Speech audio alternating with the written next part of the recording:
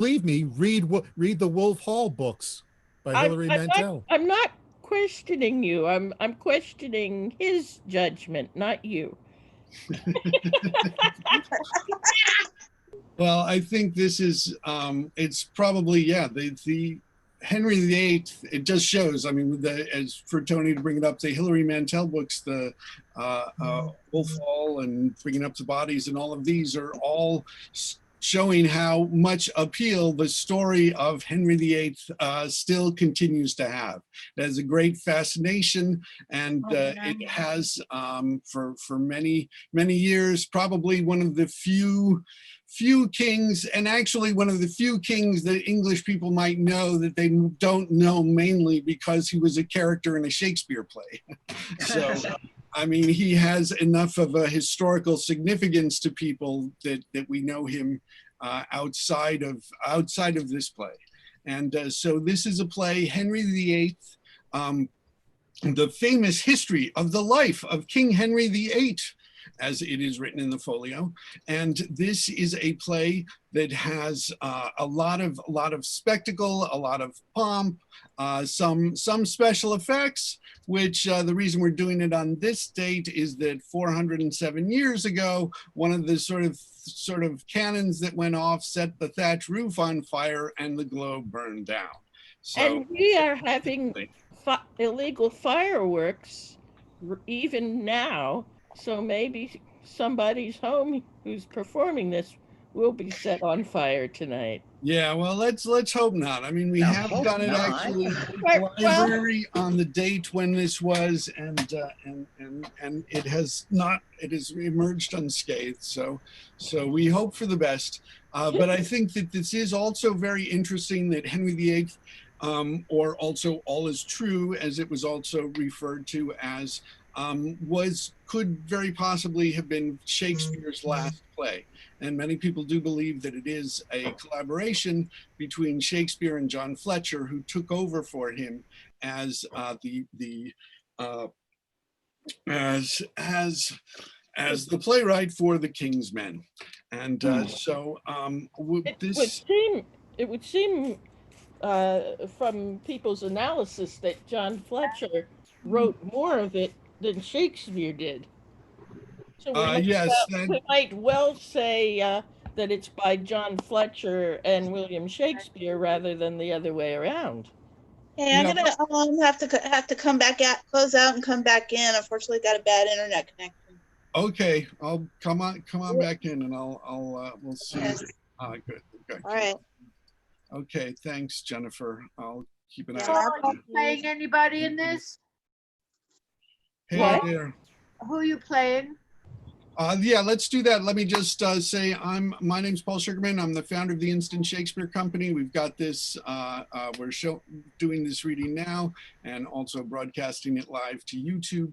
Just as a reminder for the actors, just when you're not in a scene, mute yourself and turn off your video so that we'll just see the people who are in the scene together. And while you're on screen, I mean, you're in the scene. So enjoy that. And I'll be reading the stage directions and Norfolk and various other sundry parts. So if each of you could then sort of announce what you're doing. I'm Tony Scheinman. I will be playing the part of Cardinal Wolsey and the porter at in the fifth act. Hi, I'm Julie Kirshner. I'm playing Queen Catherine. Kenneth Wayne, I'm doing Gardener and First Gentleman and the epilogue, something else. I'm Mary Lou Garmon, and I'm playing Abergavenny and the Duke of Succubrook. I'm Eleanor Elizabeth Foreman, and I'm playing Henry VIII. And in one scene, I will be playing one of the Queen's gentlewomen to sing a song to her. Jennifer Finger, I'm playing Buckingham and Cromwell. Oh.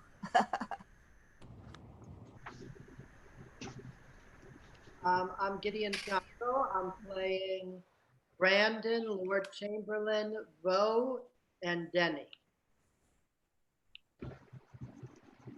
Am I coming through?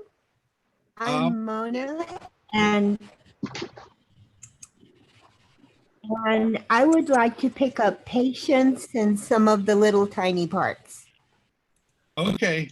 Yeah, I can't see you, Mona. I just see your background. Are you there? I mean, usually I find these virtual backgrounds people can sort of disappear into them, so. Oh, no, just my virtual background. That's the walkway or the driveway of a famous house in Buckinghamshire, England called Notley Abbey. Sir Laurence Olivier used to live there. Ooh. Oh, okay. Wow. Well, I mean, yeah, it's just for the reading. It'd be great if we could see your face for those parts. You can do, if you want to do Patience, and I will, there are some other parts as well. You can, there's, do you have the PDF of the text I sent you? I have a copy of Henry VIII right here. Okay. All right. Do you want to read the Surveyor in Act 1, Scene 2? I'll be happy to. Okay, and Patience, and I may text you with other ones. I just want to let people know we also have these. I'm sorry, I should not have my video off when I'm talking. We also have like the chat function and the Q&A for any attendees who are watching who have questions for it. They can put a question in the Q&A, and you can also chat and send messages. So in that case, Jennifer, could you also do Anne Bullen as well? Sure. Okay. All right. And there may be some other things that we'll figure out as we go along, but I think it's important to get going with this. Is there has everybody introduced themselves? No, I'm Jacqueline Margolis, and I'm doing Second Gentleman, Cardinal Campias, and I'm doing the old lady. That's the best part. All right. Is everyone? I think that's everyone now, right? All righty then. So we will begin with the famous history of the life of King Henry VIII with the prologue. Prologue, I come no more to make you laugh, things now that bear a weighty and a serious brow, sad, high, and working, full of state and woe, such noble scenes as draw the eye to flow, we now present. Those that can pity here may, if they think it well, let fall a tear. The subject will deserve it. Such as give their money out of hope they may believe, may here find truth too. Those that come to see only a show or two and so agree the play may pass. If they be still and willing, I'll undertake may see away their shilling richly in 2 short hours. Only they that come to hear a merry bawdy play, a noise of targets, or to see a fellow in a long motley coat guarded with yellow will be deceived. For gentle hearers know, to rank our chosen truth with such a show as fool and fight is beside forfeiting our own brains and the opinion that we bring to make that only true we now intend will leave us never an understanding friend. Therefore, for goodness sakes, and as you are known, the first and happiest hearers of the town, be sad as we would make ye.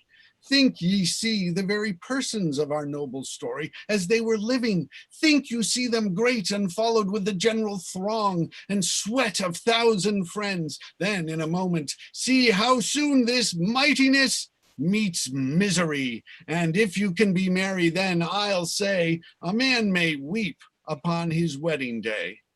Actus primus, scena prima. Enter Duke of Norfolk at one door, the Duke of Buckingham, and the Lord Abergavenny. Well met. How have you done since last we saw in France? I thank your grace, healthful, and ever since a fresh admirer of what I saw there. An untimely ague stayed me a prisoner in my chamber, when those sons of glory, those 2 whites of men met in the Vale of Andrin.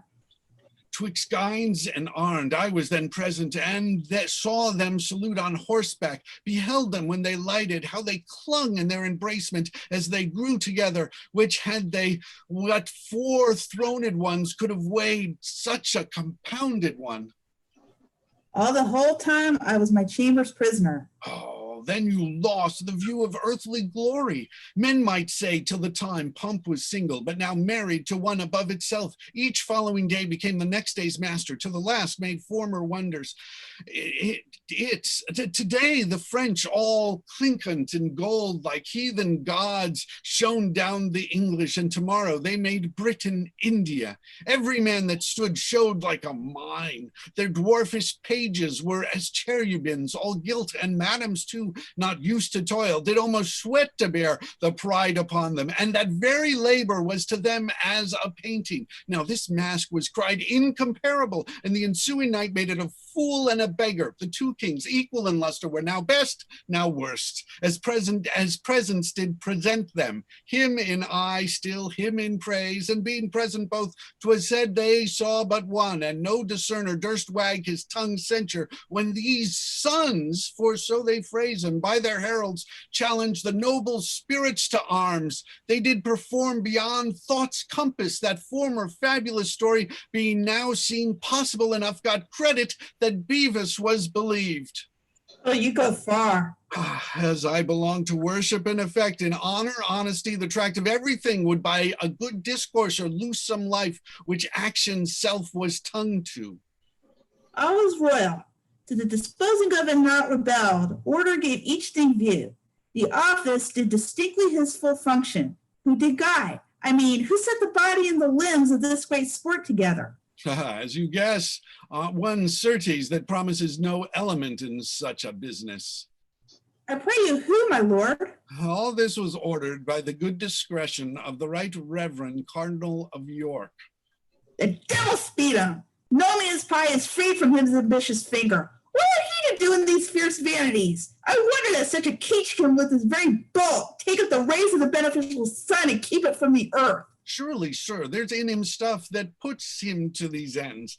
For being not propped by ancestry, whose grace chalks successors their way, nor called upon for high feats done to the crown, neither allied to eminent assistance, but spider-like out of his self-drawing web. Oh, give us note. The force of his own merit makes his way, a gift that heaven gives for him, which buys a place next to the king. Abergavenny? I cannot tell. I haven't given him the graver eye. Oh, here's unto that, but you could see his pride. Peep through each part of his time whence he hath that. Oh, if not to hell. The devil is a niggard, or is given all before, and he begins a new hell in himself. Why the devil? Upon this French going out, took he upon him, without the privity of the king, to appoint who should attend on him? He makes up the file of all the gentry. For the most part, such as to him as great a charge as little honor he meant to lay upon. And his own letter, the honorable board of council, out must fetch him in, he papers.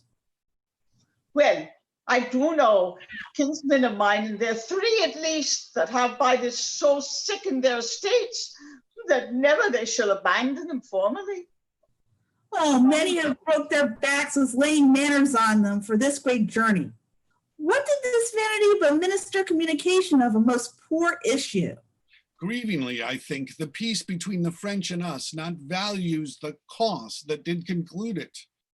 Every man, after the hideous storm that followed, was a thing inspired, and not consulting broke into a general prophecy, that this tempest, dashing the garment of this peace, aboded the sudden breach on it. Which is budded out, for France hath flawed the league and hath attached our merchants' goods at Bordeaux. Is it therefore their ambassadors silenced? Marry, is't? Oh, a proper title of peace and purchase, as superfluous rate. Well, this business our reverend cardinal carried. Like it, your grace. The state takes notice of the private difference betwixt you and the cardinal. I advise you, and take it from a heart that wishes towards you honor and plenteous safety, that you read the cardinal's malice and his potency together, to consider further that what his high hatred would effect wants not a minister in his power. You know his nature, that he's revengeful, and I know his sword hath a sharp edge. It's long, and may be said it reaches far, and where 'twill not extend, thither he darts it. Bosom up my counsel, you'll find it wholesome. Lo, where comes that rock? The advice that I advise you shunning.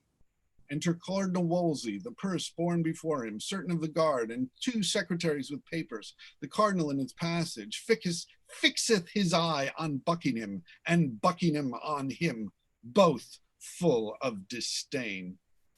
The Duke of Buckingham's surveyor, huh? Where's his examination? Here, so please you. Is he in person ready? Aye, please your grace. Well, we shall then know more, and Buckingham shall lessen this big look. Exeunt Cardinal in his train.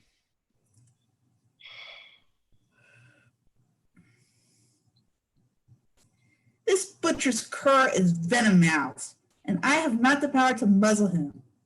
Therefore best not wake him in his slumber. A beggar's buck outworse the noble's blood. Are you chaffed? Ask God for temperance, that the appliance only which your disease requires. I read in his looks matter against me, and his eye reviled me as his abject object. At this instant, he bores me with some trick. He's gone to the king. I'll follow and outstare him. Stay, my lord, and let your reason with your collar question what 'tis you go about. To climb steep hills requires slow pace at first. Anger is like a full hot horse who, being allowed his way, self-mettle tires him. Not a man in England can advise me like you. Be to yourself as you would to your friend. All to the king, and from a mouth of honor quite cry down this Ipswich fellow's insolence, or proclaim, there's difference in no persons. Be advised, heat not a furnace for your foe so hot that it do singe yourself. We may outrun by violent swiftness that which we run at, and lose by overrunning. Know you not the fire that mounts the liquor till it's run o'er, in seeming to augment it, wastes it? Be advised, I say again, there is no English soul more stronger to direct you than yourself, if with the sap of reason you would quench, or but allay the fire of passion. Sir, I'm grateful to you, and I'll go along by your prescription. But this top-proud fellow, whom from the flow of gall I name not, but from sincere emotions by intelligence, and proves as clear as founts in July, when we see each grain of gravel, I do know to be corrupt and treasonous. To say not treasonous. To the king I'll say it, and make my vouch as strong as shore of rock. Attend. This holy fox, or wolf, or both, for he is equal ravenous as he is subtle, and as prone to mischief as able to perform it, his mind and place infecting one another, yea, reciprocally, only to show his pomp as well as in France as here at home, suggests the king our master to this last costly treaty. The interview that swallowed so much treasure and like a glass did break the wrenching. Faith, and so it did. Pray give me favor, sir. This cunning cardinal, the articles of the combination drew as he himself pleased, and they were ratified as he cried thus let be, to as much end as give a crutch to the dead. But our Count Cardinal has done this, and 'tis well. For worthy Wolsey, who cannot err, he did it. Now this follows, which as I take it is a kind of puppy to the old damn treason, Charles the Emperor, under pretense to see the queen his aunt, for 'twas indeed his color, but he came to whisper, Wolsey. Here makes visitation. His fears were that the interview betwixt England and France might through their amity breed him some prejudice, for from this league peeped harms that menaced him. privily deals with our cardinal, and as I trow which I do well, for I am sure the emperor paid ere he promised, whereby his suit was granted ere it was asked. But when the way was made and paid with gold, the emperor thus desired that he would please to alter the king's course and break the foresaid peace. Let the king know, as soon as he shall by me, that thus the cardinal does buy and sell his honor as he pleases, and for his own advantage. I am sorry to hear this of him, and could wish he were something mistaken in it. No, not a syllable. I do pronounce him in that very shape he shall appear in proof. Enter Brandon, a sergeant at arms before him, and 2 or 3 of the guard.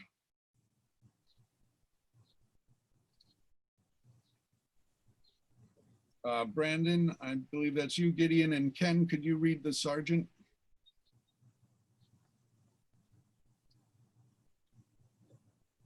Gideon, Brandon, are you still there? Oh no. I'm here. Oh yeah, I'm sorry. Brandon got Gideon. Yeah. Take on the sergeant, but Gideon should be back. Sorry about that, folks. That was. I'm sorry. Which part did you want me to read? But read the sergeant. It's we just have. I'm sorry about that, Gideon. I didn't realize you'd been bumped into the other place. At page 13, okay. Enter Brandon, a sergeant at arms before him, and 2 or 3 of the guard. Just let me turn off the television. Brandon, you know where we are, Gideon, or? Yeah, I heard you say. Okay. Page 13. Oh, yeah. Just enter Brandon, a sergeant at arms before him, and 2 or 3 of the guard. Yep, that's it. Okay. So you're Brandon. Go ahead. Yes. Your office sergeant, execute it. Sir, my lord, the Duke of Buckingham and Earl of Hereford, Stafford, and Northampton, I arrest thee of high treason, in the name of our most sovereign king. William, my lord, the net has fallen upon me, and shall perish under device and practice. I am sorry to see you ta'en from liberty to look on the business presents. 'Tis his highness' pleasure. You shall to the Tower. It will help me nothing to plead mine innocence, for that dye is on me which makes my white's part black. The will of heaven be done in this and all things I obey. Now, my lord of Burgundy, fare you well. Nay, we must bear you company. The king is pleased you shall to the Tower, till you know how he determines further. As the Duke said, the will not of heaven be done, and the king's pleasure by me obeyed. Here is a warrant from the king. Attached Lord Montacute and the bodies of the Duke's Countess, John de la Carre, 1 Gilbert Peake, his counselor. So, these are the limbs of the plot. No more, I hope. A monk of the Chartreuse. Oh, Michael Hopkins? He. My surveyor is false. Your great cardinal has shown him gold. My life is spanned already. I'm the shadow of poor Buckingham, whose figure even this instant cloud puts on, by darkening my dear son. My lords, farewell. Exeunt. Scena secunda. Coronets. Enter King Henry leaning on the cardinal's shoulder. The nobles and Sir Thomas Lovell. The cardinal places himself under the king's feet on his right side. Okay.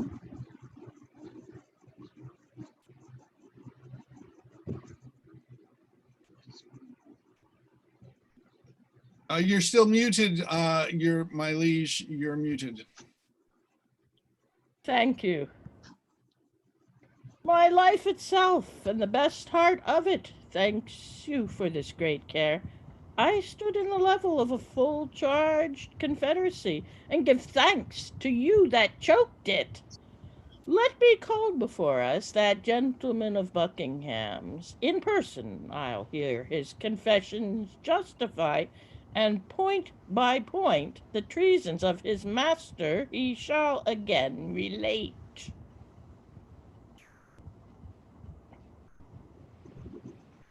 A noise within, crying, "Room for the Queen," ushered by the Duke of Norfolk. Enter the Queen, Norfolk, and Suffolk. She kneels. The King riseth from his state, takes her up, kisses, and placeth her by him. Hey, we must longer kneel. I am a suitor. Arise and take place by us. Half your suit never named to us, you have half our power. The other moiety, ere you ask, is given. Repeat your will and take it. Thank your majesty, but you would love yourself, and in that love not unconsidered leave your honor, nor the dignity of your office is the point of my petition. Lady mine, proceed. I am solicited not by a few, and those of true condition, that your subjects are in great grievance. There have been commissions sent down among them, which have flawed the heart of all their loyalties, wherein, although my good Lord Cardinal, they vent reproaches most bitterly on you as putter up of these exactions, yet the king, our master, whose honor heaven shields from soil, even he escapes not language unmannerly, yea, such which breaks the sides of loyalty and almost appears in loud rebellion. Not almost appears, it doth appear. For upon these taxations, the clothiers, all not able to maintain the many to them longing, have put off the spinsters, carders, fullers, weavers, who, unfit for other life, compelled by hunger and lack of other means, in desperate manner, daring the event to the teeth, are all in uproar, and danger serves among them. Taxation? Wherein? And what taxation? My Lord Cardinal, you that are blamed for it alike with us, know you of this taxation? Please you, sir, I know but of a single part in aught pertains to the state, and front, but in that file where others tell steps with me. Oh, my lord, you know no more than others, but you frame things that are known alike, which are not wholesome to those which would not know them, and yet must perforce be their acquaintance. These exactions, whereof my sovereign would have note, they're most pestilent to the hearing, and to bear them the back is sacrificed to the load. They say they are devised by you, or else you suffer too hard an exclamation. Still exaction? The nature of it, in what kind, let's know, is this exaction? I am much too venturous and tempting of your patience, but emboldened under your promised pardon. The subject's grief comes through commissions, which compels from each the sixth part of his substance to be levied without delay, and the pretense for this is named your wars in France. This makes bold mouths, tongues spit their duties out, and cold hearts freeze allegiance in them. Their curses now live where their prayers did, and it's come to pass, this tractable obedience is a slave to each incensed will. I would your highness would give it quick consideration, for there is no primer baseness. By my life, this is against our pleasure. And for me, I have no further gone in this than by a single voice, and that not past me, but by learned approbation of the judges. If I am traduced by ignorant tongues, which neither know my faculties nor person, yet will be the chronicle of my doing. Let me say, 'tis but the fate of place, and the rough break that virtue must go through. We must not stint our necessary actions in the fear to cope malicious censurers, which ever as ravenous fishes do a vessel follow that is new trimmed, but benefit no further than vainly longing. What we oft do best by sick interpreters, once weak ones, is not ours, or not allowed. What worst, as oft hitting a grosser quality, is cried up for our best. Act. If we shall stand still in fear, our motion will be mocked or copped at. We should take root here where we sit, or sit state statues only. Things done well and with a care exempt themselves from fear. Things done without example in their issue are to be feared. Have you a precedent of this commission? I believe not any. We must not rend our subjects from our laws and stick them in our will. Sixth part of each? A trembling contribution. Why, we take from each tree lop, bark, and part of the timber, and though we leave it with a root thus hacked, the air will drink the sap. To every country where this is questioned, send our letters with free pardon to each man that has denied the force of this commission. Pray look to it. I put it to your care.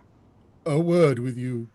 Let there be letters writ to every shire of the king's grace and pardon. The grieved commons hardly conceive of me. Let it be noised that through our intercession this revokement and pardon comes. I shall anon advise you further in the proceeding. Exit secretary, enter surveyor. I am sorry that the Duke of Buckingham is run in your displeasure. It grieves many. The gentleman is learned and a most rare speaker, to nature none more bound. His training such that he may furnish and instruct great teachers and never seek for aid out of himself. Yet see, when these so noble benefits shall prove not well disposed, the mind growing once corrupt, they turn to vicious forms 10 times more ugly than ever they were fair. This man, so complete, who was enrolled amongst wonders, and when we almost with ravished listening could not find his hour of speech a minute, he, my lady, hath into monstrous habits put the graces that once were his, and is become as black as if besmeared in hell. Sit by us. You shall hear. This was his gentleman in trust. Of him things to strike honor sad. Bid him recount the fore recited practices, whereof we cannot feel too little, hear too much. Stand forth, and with bold spirit relate what you, most like a careful subject, have collected out of the Duke of Buckingham. Speak freely. First, it was usual with him every day. It would infect his speech that if the king should without issue die, he'll carry it so to make the sceptre his.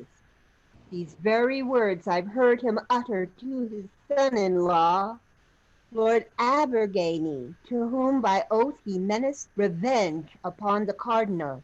Please your highness, note this dangerous conception in this point, not friended by his wish to your high person. His will is most malignant, and it stretches beyond you to your friends. My learned Lord Cardinal, deliver all with charity. Begone? How grounded he his title to the crown? Upon our fail. To this point, hast thou heard him at any time speak aught? He was brought to this by a vain prophecy of Nicholas Henton. What was that Henton? Stir a chartreuse friar. His confessor, who fed him every minute with words of sovereignty. How knowst thou this? Not long before your highness sped to France, the Duke being at the Rose within the parish, St. Lawrence Pulteney did of me demand what was the speech among the Londoners concerning the French journey. I replied, men feared the French would prove perfidious to the king's danger. Presently, the Duke said 'twas the fear indeed, and that he doubted would prove the verity of certain words spoken by a holy monk that oft said he has sent to me wishing me to permit John de la Carre, my chaplain, a choice hour to hear from him a matter of some moment, whom after under the confession seal, he solemnly had sworn that what he spoke, my chaplain to no creature living but to me should utter. With demure confidence disposingly ensued, neither the king nor his heirs tell you the duke shall prosper, bid him strive to gain the love of the commonalty. The duke shall govern England. I know you well. You were the Duke's surveyor and lost your office on the complaint of the tenants. Take good heed. You charge not in your spleen a noble purpose, a noble person, and spoil your nobler soul. I say, take heed. Yes, heartily, beseech you. Let him go on. Go forward. On my soul, I'll speak but truth. I told my lord the duke by the devil's illusions, the monk might be deceived, and that 'twas dangerous for him to ruminate on this so far until it forged him some design, which being believed, it was much like to do. He answered, tush, it can do me no damage, adding further, that had the king in his last sickness failed, the cardinals and Sir Thomas Lovell's heads should have gone off. Huh? What? So rank? Aha! There's mischief in this man. Canst thou say further? I can, my liege. Proceed. Being at Greenwich, after your highness had reproved the duke about Sir William Bulmer, I remember of such a time. Being my sworn servant, the Duke retained him his. But on, what hence? if quoth he I, for this had been committed, as to the Tower I thought I would have played the part my father meant to act upon the usurper Richard, who being at Salisbury, came suit to Common's presence, which if granted, as he made semblance of his duty, would have put his knife into him. A giant traitor. Now, madam, may his highness live in freedom, and this man out of prison. God mend all. There's something more would out of thee. What say'st? After the Duke his father with the knife had stretched him, and with hand on his dagger, another spread on breast, mounting his eyes, he did discharge a horrible oath, whose tenor was where he evil used, he would outgo his father by as much as the performance does an irresolute purpose. There's his period. To sheathe his knife in us. He's attached. Call him to present trial. If he may find mercy in the law, 'tis his. If none, let him not seek it of us. By day and night he's traitor to the height. Exeunt. Scene tertia. Enter Lord Chamberlain and Lord Sandys. Is it possible the spells of France should juggle men into such strange mysteries? New customs, though they be never so ridiculous, nay, let them be unmanly, yet are followed. As far as I see, all that good our English have got by the late voyage is but merely a fit or two of the face, but they are shrewd ones. For when they hold them, you would swear directly to their very noses they had been counselors to Pepin or Clotharius. They keep state so. They have all new legs and lame ones. One would take it that never see 'em pace before the spaven, a sprint halt reigned among 'em.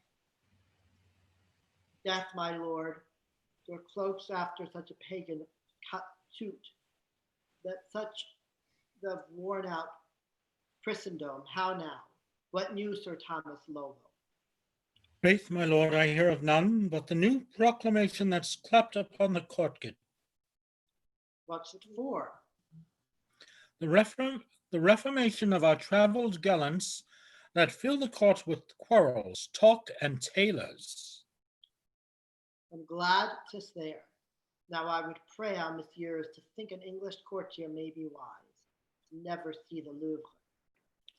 They must either, for so run the conditions, leave those remnants of fool and feather that they got in France with all their honorable points of ignorance pertaining thereunto, as fights and fireworks, abusing better men than they can be out of a foreign wisdom, renouncing clean the faith they have in tennis and tall stockings, short blistered breeches and those types of travel, and understand again like honest men, or pact their old playfellows. There I take it they may cum privilegio wear away the lag end of their lewdness and be laughed at. 'Tis time to give 'em physic. Their diseases are grown so catching. What a loss our ladies will have of these trim vanities. Aye, marry, there will be woe indeed, lords. The sly horsens have got a speeding trick to lay down ladies. A French song and a fiddle has no fellow. The devil fiddle 'em. I am glad they are going, for sure there's no converting of 'em. Now, an honest country lord as I am, beaten a long time out of play, may bring his plain song and have an hour of hearing, and by Our Lady, held current music too. Well said, Lord Sam. Your colt tooth is not cast yet? No, my lord, nor shall not while I have a stump. Sir Thomas, whither were you going? To the cardinals, your lordship is a guest too. Oh, 'tis true. This night he makes a supper and a great one. To many lords and ladies there'll be the beauties of the kingdom, I'll assure you. That churchman bears a bounteous mind indeed, a hand as fruitful as the land that feeds us. His dews fall everywhere. No doubt he's noble. He had a black mouth, that's that other of him. He may, my lord, has wherewithal in him. Sparing would show a worse sin than ill doctrine. Men of his way should be most liberal. They are set here for examples. True, they are so, but few may give so great ones. My bard says, your lordship shall along. Come, good Sir Thomas, you shall be laid out, which I would not be. For when I was spoke to with Sir Henry Guilford, this night to be our comptrollers.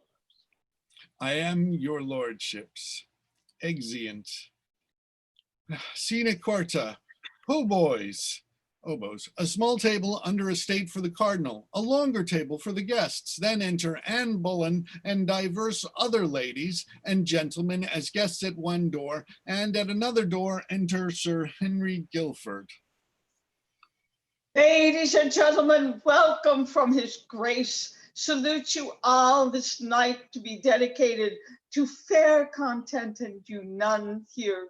He hopes in all when noble boy he has brought with her one care abroad. He would have all merry. At first, good company, good wine, and good welcome can make good people. Enter Lord Chamberlain, Lord Sands, and Lovell. The very thought of this fair company clapped wings to me. You are young, Sir Henry Guilford. Sir Thomas Lovell had the cardinal but half my lay thoughts in him. Some of these should find a running banquet ere they rested, I think would better please him. By my life, they are a sweet society of fair ones. Oh, that your lordship were but now confessor to one or two of these. Oh, I would I were. They should find easy penance. Faith, how easy. As easy as a down bed would afford it. Sweet ladies, will it please you sit? Sir Harry, place you on that side. I'll take this charge of this. His grace is entering. Nay, you must not freeze. Two women placed together makes cold weather. My Lord Sands, you are the one keeping walking. Pray sit between the ladies. By my faith, and thank your lordship, by your leave, sweet ladies. If I chance to talk a little wild, forgive me. I had it from my father. Was he mad, sir? Oh, very mad, exceeding mad, in love too. But he would bite none, just as I do now. He would kiss you 20 with a breath. Well said, my lord. So now you're fairly seated gentlemen. The penance lies on you if these fair ladies pass away frowning.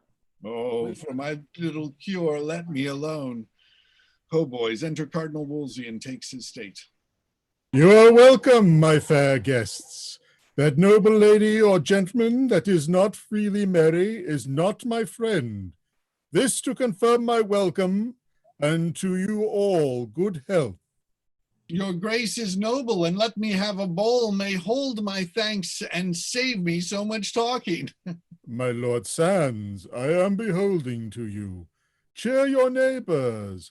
Ladies, you are not merry. Gentlemen, whose fault is this? Oh, well, the red wine first must rise in their fair cheeks, my lord. Then we shall have 'em talk us to silence. You are a merry gamester, my Lord Sands. Yes, if I make my play, here's to your ladyship, and pledge it, madam, for 'tis to such a thing. You cannot show me. Drum and trumpet, chambers discharged. I told your grace they would talk anon. What's that? Look out there, some of ye. What warlike voice, and to what end is this? Nay, ladies, fear not. By all the laws of war, ye privileged. Enter a servant. How now, what is it? A noble troop of strangers, for so they seem. They have left their barge and landed, and hither make as great ambassadors from foreign princes. Good Lord Chamberlain, go, give 'em welcome. You can speak the French tongue, and pray receive 'em nobly, and conduct 'em into our presence, where this heaven of beauty shall shine at full upon 'em. Some attend 'em. All rise, and tables removed. You have now a broken banquet, but we'll mend it. A good digestion to you all, and once more I shower a welcome on ye. Welcome all. Ho, boys, enter king and others as maskers, habited like shepherd, ushered by the Lord Chamberlain. They pass directly before the cardinal and gracefully salute him. A noble company. What are their pleasures? Because they speak no English, thus they prayed to tell your grace, that having heard by fame of this so noble and so fair assembly, at night to meet here, they could do no least, out of the great respect they bear to beauty. Leave their flocks, and under your fair conduct, crave leave to view these ladies and entreat an hour of revels with them. Say, Lord Chamberlain, they have done my poor house grace, for which I pay 'em 1,000 thanks, and pray 'em take their pleasures. Choose ladies, King and Anne Boleyn. The fairest hand I ever touched. Oh, beauty, till now I never knew thee. Music, dance. My lord, Your grace. pray tell 'em thus much from me. There should be one amongst 'em by his person more worthy this place than myself, to whom, if I but knew him, with my love and duty, I would surrender it. I will, my lord. What say they? Such a one, they all confess there is indeed, which they would have your grace find out, and he will take it. Let me see then. By all your good leaves, gentlemen, Here I'll make my royal choice. Ye have found him, Cardinal. You hold a fair assembly. You do well, Lord. You're a churchman, or I'll tell you, Cardinal, I should judge now unhappily. I am glad your grace is grown so pleasant. My Lord Chamberlain, prithee come hither. What fair lady's that? An't please your grace, Sir Thomas Bullen's daughter, the Viscount Rochford, one of her highness's women. By heaven, she is a dainty one. Sweetheart, I were unmannerly to take you out and not to kiss you. A health, gentlemen. Let it go round. Sir Thomas Lovell, is the banquet ready in the privy chamber? Yes, my lord. Your grace, I fear, with dancing is a little heated. I fear too much. There's fresher air, my lord, in the next chamber. Leading your ladies, everyone. Sweet partner, I must not yet forsake you. Let's be merry. Good my Lord Cardinal, I have half a dozen healths to drink to these fair ladies, and a measure to lead 'em once more again, and then let's dream who's best in favor. Let the music knock it. Exeunt with trumpets. Actus secunda, scena prima. Enter two gentlemen at several doors. Whither away so fast? Oh, God save ye. On to the hall to hear what shall become of the great Duke of Buckingham. I'll save you that labor, sir. All's now done but the ceremony of bringing back the prisoner. Oh, were you there? Yes, indeed was I. Pray speak what has happened. You may guess quickly what. Is he found guilty? Yes, truly is he, and condemned upon't. I am sorry for it. So are a number more. But pray, how passed it? I'll tell you in a little. The great Duke came to the bar where to his accusations he pleaded still not guilty, and alleged many sharp reasons to defeat the law. the law. The king's attorney, on the contrary, urged on the examinations proofs, confessions of divers witnesses, which the Duke desired to have brought viva voce to his face, at which appeared against him his surveyor, Sir Gilbert Peck, his chancellor, and John Carr, confessor to him, with that devil monk Hopkins, that made this mischief. That was he that fed him with these prophecies. The same. All these accused him strongly, which he fain would have flung from him, but indeed he could not. And so his peers, upon this evidence, have found him guilty of high treason. Much he spoken learnedly for life, but all was either pitied in him or forgotten. After all this, how did he bear himself? When he was brought again to the bar to hear his knell rung out, his judgment, he was stirred with such an agony, he sweat extremely, and something spoke in choler, ill and hasty, but he fell to himself again, and sweetly in all the rest showed a most noble patience. I do not think he fears death. Sure he does not, he never was so womanish. The cause he may a little grieve at. Certainly. The cardinal is the end of this. 'Tis likely, by all conjectures. First Kildars attainder, then Deputy of Ireland, who removed, Earl Surrey was sent thither, and in haste too, lest he should help his father. That trick of state was a deep, envious one. At his return, no doubt he will requite it.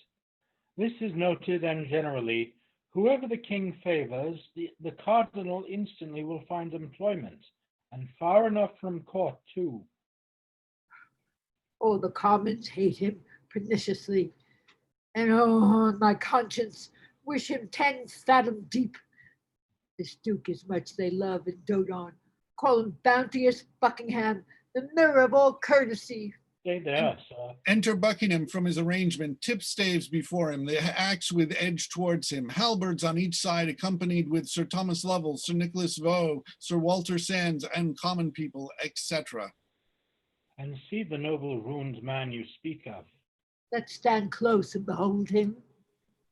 Oh, good people, you that thus far have come to pity me, hear what I've said, and then go home and lose me.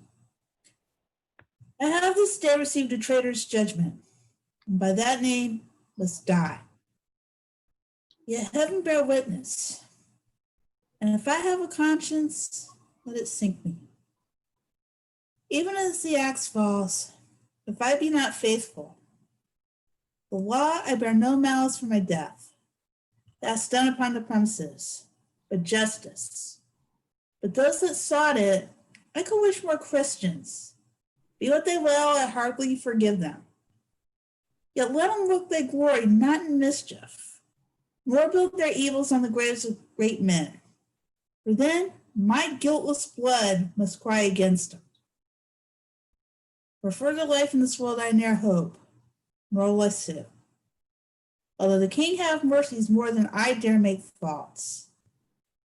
You few that love me and dare be bold to wait for Buckingham, his noble friends and fellows, whom to leave is only bitter to him, only dying.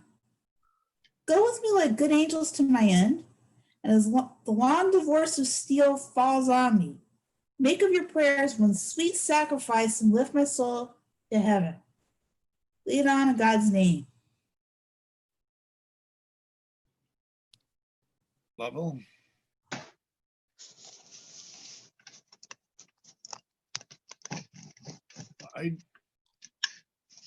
I do beseech your grace for charity, if ever any malice in your heart were hid against me, now to forgive me frankly. Dr. Lovell, I as free forgive you as I will be forgiven. I forgive all. There cannot be those numberless offenses against me that I cannot take peace with. No black envy shall make my grave. Commend me to his grace. And if you speak of Buckingham, pray tell him, you met him half in heaven. My vows and prayers yet are the king's. Until my soul forsake shall cry for blessings on him.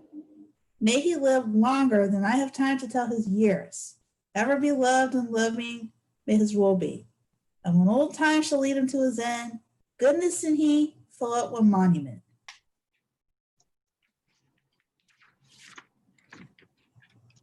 To the water side I must conduct your grace, then give my charge up to Sir Nicholas Vaux, who undertakes you to your end. Prepare there, the Duke is coming. See the barge be ready and fit it with such furniture as suits the greatness of his person. Nay, Sir Nicholas, let it alone. My state will now but mock me. When I came hither, I was Lord High Constable and Duke of Buckingham. Now, Lord were Bohun. Yet I am richer than my base accusers and never knew what truth meant. I now seal it, and with that blood will make him one day groan for it. My noble father, Henry of Buckingham, who first raised head against usurping Richard, flying for succor to his servant Bannister, being distressed, was by that wretch betrayed, and without trial fell. God's peace be with him. Henry VII succeeding, truly pitying my father's loss like a most royal prince, restored me to my honors, and out of ruins made my name once more noble. Now his son, Henry VIII, life, honor, name, and all that made me happy, and one stroke is taken forever from the world. Now my trial, I must needs say a noble one, which makes me a little happier than my wretched father. Yet thus far we are one of fortunes, both fell by our servants, by those men we loved most unnatural and faithless service. Heaven has an end in all, yet you that hear me, this from a dying man receive a certainty. Where you are liberal of your loves and counsels, be sure you be not loose. For those you make friends and give your hearts to, when the once perceived the least rub in your fortunes fall away like water from ye, never found again but where they mean to sink ye. All good people, pray for me. I must now forsake ye. The last hour of my long, weary life has come upon me. Farewell. And when you say something that is sad, speak how I felt. I've done, and God forgive me. Exeunt Duke and his train. Oh, this is full of pity. Sir, it calls, I fear, too many curses on their heads that were the authors. If the Duke be guiltless, 'tis full of woe. Yet I can give you inkling of an ensuing evil, if it fall greater than this. Good angels, keep it from us. Where may it be? You do not doubt my faith, sir. This secret is so weighty, 'twill require strong faith to conceal it. Let me have it. I do not talk much. I am confident you shall, sir. Did you not of late days hear a buzzing of separation between the king and Catherine? Yes, but it held not. For when the king once heard it, out of anger he sent command to the Lord Mayor straight to stop the rumor and allay those tongues that durst disperse it. But that slander, sir, is found the truth now, for it grows again fresher than ere it was, and held for certain. The king will venture at it. Either the cardinal or some about him near have out of malice to the good queen possessed him with a scruple that will undo her. To confirm this too, Cardinal Campius is arrived, and lately, as all think, for this business. 'Tis the cardinal, and merely to revenge him on the emperor for not bestowing on him at his asking the archbishopric of Toledo. This is purposed. I think you have hit the mark, but is it not cruel that she should feel the smart of this? The cardinal will have his will, and she must fall. 'Tis woeful. We are too open here to argue this. Let's think in private more. Exeunt. Scena secunda. Enter Lord Chamberlain reading this letter.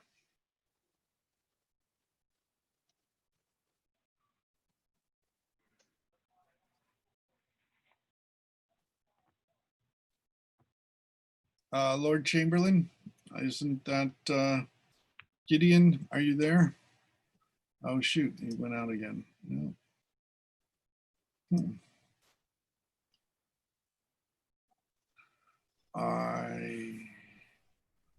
All right, well, I'm sorry. My lord, the horses your lordship sent for, with all the care I had, I saw well chosen, ridden and furnished. They were young and handsome, and of the best breed in the north.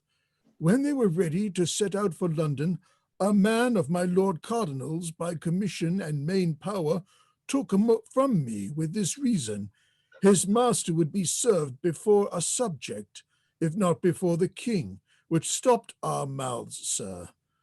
Oh, I fear he will indeed. Well, let him have them. He will have all, I think. Enter to the Lord Chamberlain the Dukes of Norfolk and Suffolk. Well met, my Lord Chamberlain. Good day to both your graces. How is the king employed? I left him private, full of sad thoughts and troubles. Well, what's the cause? It seems the marriage with his brother's wife has crept too near his conscience. No, his conscience has crept too near another lady. That is so. This is the cardinal's doing. The king cardinal, that blind priest, like the eldest son of fortune, tunes what he list. The king will know him one day. Pray God he do. He'll never know himself else. How holily he works in all his business, and with what zeal, for now he has cracked the league between us and the emperor, the queen's great nephew. He dives into the king's soul and there scatters dangers, doubts, wringing of the conscience, fears and despairs, and all these for his marriage. And out of all these, to restore the king, he counsels a divorce, a loss of her that like a jewel has hung 20 years about his neck, yet never lost her luster, of her that loves him with that excellent that angels love good men with, even of her that when the greatest stroke of fortune falls will bless the king. And is not this course pious? Heaven keep me from such counsel. 'Tis most true, these news are everywhere, every tongue speaks 'em, and every true heart weeps for it. All that dare look into these affairs, see this main end. The French king's sister. Heaven will one day open the king's eyes that have so long slept upon this bold, bad man. What's going on? I'm so, And your I line just is lost it. 49, and free us from his slavery.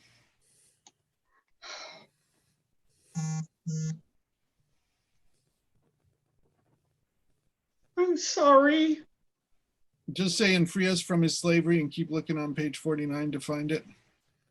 Okay, I am totally out of the script. I'm so sorry. Okay, just say the line and free us from his slavery, and then And free us from his slavery. we had need pray and heartily for our deliverance of this imperious man will work us all from princes into pages. All men's honors lie like one lump before him to be fashioned into what pitch he please. Have you gotten backward at the bottom of 49 now?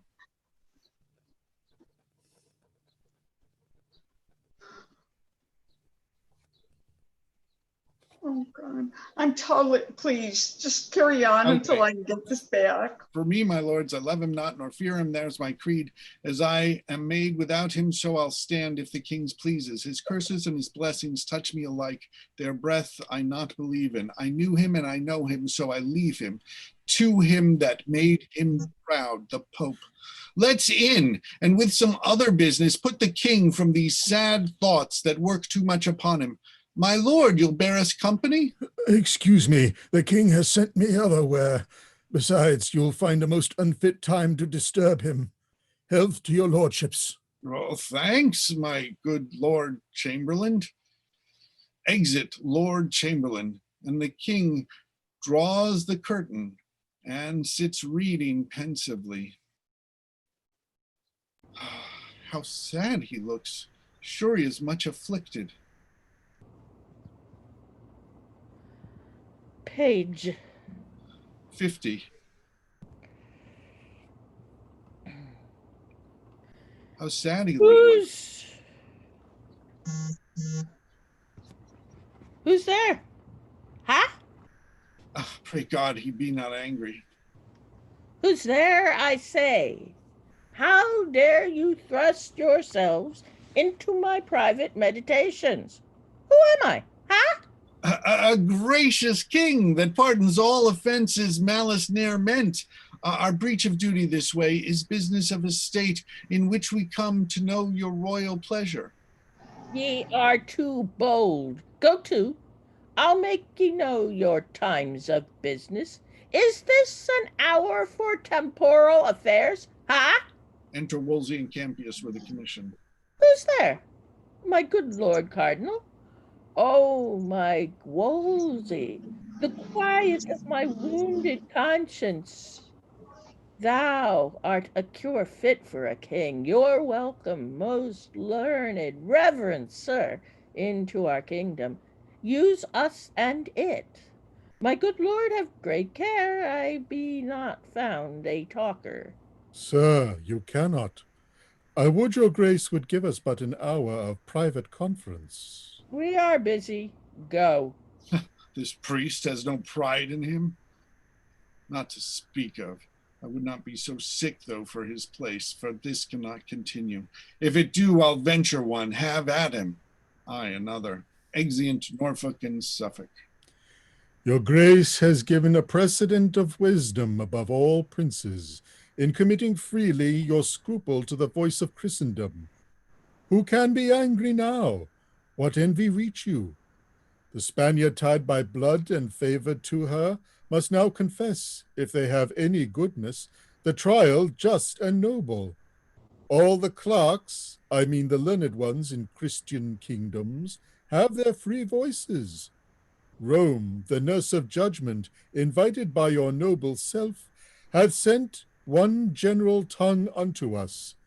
This good man, this just and learned priest, Cardinal Campeius, whom once more I present unto your highness. And once more in mine arms I bid him welcome, and thank the holy conclave for their loves. They have sent me such a man I would have wished for. Your grace must needs deserve all strangers' loves. You are so noble.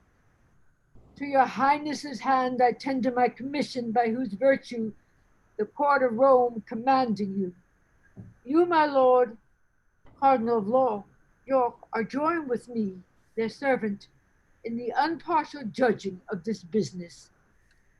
Two equal men, the queen shall be acquainted forthwith for what you come. Where's Gardiner? I know your majesty has always loved her, so dear in heart not to deny her that a woman of less place might ask by law, scholars allowed freely to argue for her. Aye, and the best she shall have, and my favourite to him that does best, God forbid else, Cardinal. Prithee call Gardiner to me, my new secretary. I find him a fit fellow. Enter Gardiner. Give me your hand. Much joy and favour to you. You are the king's now. But to be commanded forever by your grace, whose hand has raised me. Come hither, Gardiner. Walks and whispers. My lord of York, was not one Dr. Pace in this man's place before him? Yes, he was. Was he not held a learned man? Yes, surely. Believe me, there's an ill opinion spread then, even of yourself, Lord Cardinal. How? Of me? They will not stick to say you envied him, and fearing he would rise, he was so virtuous, kept him a foreign man still, which so grieved him that he ran mad and died. Heaven's peace be with him. That's Christian care enough. For living murmurers, there's places of rebuke. He was a fool, for he would needs be virtuous. That good fellow, if I command him, follows my appointment. I will have none so near else. Learn this, brother. We live not to be gripped by meaner persons. Deliver this with modesty to the queen. Exit Gardiner. The most convenient place that I can think of for such receipt of learning is Blackfriars. There ye shall meet about this weighty business. My Wolsey, see it furnished. O my lords, would it not grieve an able man to leave so sweet a bedfellow? But conscience, oh, 'tis a tender place, and I must leave her. Exeunt. Scene Tertia. Enter Anne Bullen and an old lady. Not for that neither. Here's the pain that pinches. His Highness having lived so long with her, and she's so good a lady that no tongue could ever pronounce dishonor of her. In my life, she never knew harm to him. Oh, now, after so many courses of the sun and throne, still growing into majesty and pomp, the which to leave 1,000-fold more bitter than to sweet at first to acquire. After this process, to give her the avant is a pity that would move a monster. Hearts of most hard temper melt and lament for her. Well, God's will, much better she ne'er had not known pomp thought to be temporal. Yet if that quarrel, fortune, to divorce it from the bearer, 'tis a sufferance, pain in soul and body severing. Alas, poor lady, she's a stranger now again. So much the more must pity drop upon her. Verily, I swear, 'tis better to be lowly born and ranged with humble livers and content than to be perked up in a glistering grief and wear a golden sorrow. Our content is our best having. By my troth of maidenhead, I would not be a queen. Oh, beshrew me, I would, and venture maidenhead for it. And so would you. For all the spice of your hypocrisy, you have so fair parts of women on you, have to a woman's heart, which ever yet affected eminence, wealth, sovereignty, which to say steals are blessings, and which gifts, saving your mincing, the capacity of your soft cheval conscience would receive, if you might please to stretch it. Naked truth. Yes, truth and truth. You would not be a queen. No, not for all the riches under heaven. 'Tis strange, a 3d bode would hire me, old as I am, to queen it. But I pray you, what think you of a duchess? Have you limbs to bear that load of title? No, in truth. Oh, then you're a weakly maid. Pluck off a little. I would not be a young count in your way for more than blushing comes to. If your back cannot vouchsafe this burden, 'tis too weak ever to get a boy. You do talk. I swear again, I would not be a queen for all the world. Faithful little England, you'd mention in bowling. I myself would for Carnarvonshire, although there be no more to the crown but that. Lo, who comes there? Enter the Lord Chamberlain.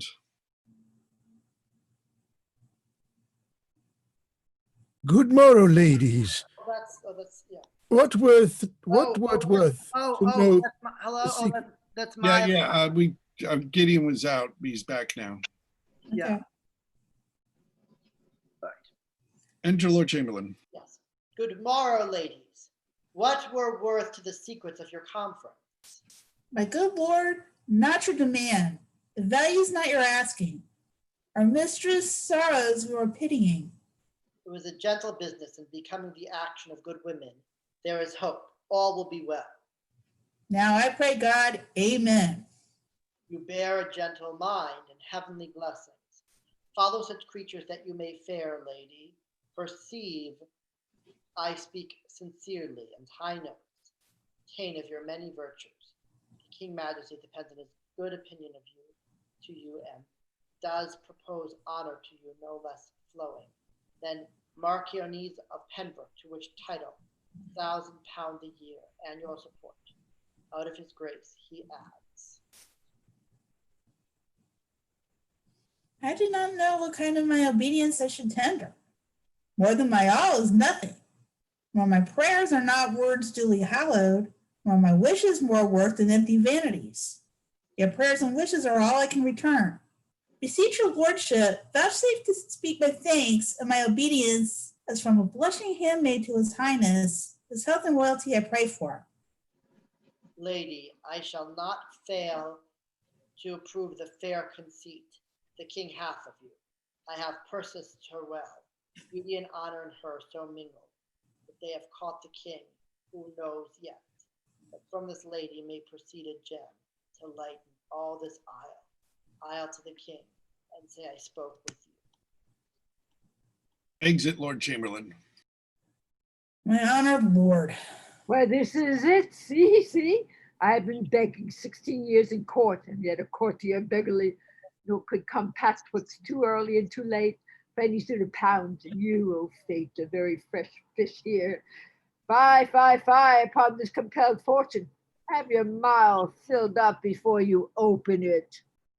This is strange to me. I'll taste it. Is it bitter? 40 pence. No, there was a lady once, 'tis an old story, that would not be a queen. that which ye not for all the mud in Egypt. Have you heard it? Come, you are pleasant. With your theme, I could overmount the lake, the Marchioness of Pembroke, £1,000 a year for pure respect, no other obligation. By my life, that promises more thousands. Honor's train is longer than his foreskirt. By this time, I know your back will bear a duchess. Oh, say, are you not stronger than you were? Good lady, make yourself nurse with your particular fancy and leave me out of it. Would I have no being if this salute my blood a shot? It faints me to think what follows. The queen is comfortless, and we forgetful in our long absence.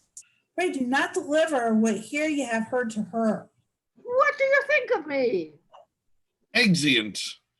Scene quarta, trumpets, senate, and cornets. Enter two vergers with short silver wands. Next to them, two scribes in the habit of doctors. After them, the Bishop of Canterbury. Alone after him, the bishops of Lincoln, Ely, Rochester, and St. Asaph. Next them, with some small distance follows, a gentleman bearing the purse with the great seal and a cardinal's hat. Then two priests bearing each a silver cross. Then a gentleman usher, bareheaded, accompanied with a sergeant at arms bearing a silver mace. Then two gentlemen bearing two great silver pillars. After them, side by side, the two cardinals, two noblemen with the sword and mace. The king takes place under the cloth of state. The two cardinals sit under him as judges. The queen takes place some distance from the king. The bishops place themselves on each side of the court in manner of a consistory. Below them be scribes. The lords sit next to the bishops. The rest of the attendants stand in convenient order about the stage. Whilst a commission from Rome is read, let silence be commanded. What's the need? It hath already been publicly been read, and on all sides the authority allowed. You may then spare that time. Be it so. Proceed. Say, Henry, King of England, come into the court. Henry, King of England, come into the court. Here. Say, Catherine, Queen of England, come into the court. Catherine, Queen of England, come into the court. The queen makes no answer, rises out of her chair, goes about to the court, comes to the king, and kneels at his feet, then speaks. Sir, I desire you do me right and justice, and to bestow your pity on me, for I am a most poor woman, and a stranger born out of your dominion. Having here no judge indifferent, no more assurance of equal friendship and proceedings. Alas, sir, in what have I offended you? What cause hath my behavior given to your displeasure, that thus you should proceed to put me off and take your good grace from me? Heaven witness, I have been to you a true and humble wife, at all times to your will conformable, ever in fear to kindle your dislike, yea, subject to your countenance, glad or sorry, as I saw it inclined. When was the hour I ever contradicted your desire, or made it not mine too? Or which of your friends have I not strove to love, although I knew he were mine enemy? What friend of mine that had to him derived your anger, did I continue in my liking? Nay, gave notice he was from thence discharged.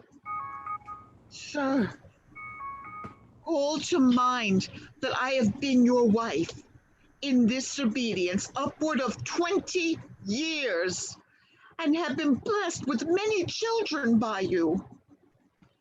If in the course and process of this time you can report and prove it too, against my honor, aught, my bond to wedlock, or my love or duty against your sacred person, in God's name, turn me away, and let the foulest contempt shut door upon me, and so give me up to the sharpest kind of judgment. Please you, sir, the king, your father, was reputed for a prince most prudent, of an excellent and unmatched wit and judgment. Ferdinand, my father, King of Spain, was reckoned one of the wisest princes that there have been reigned by many a year before.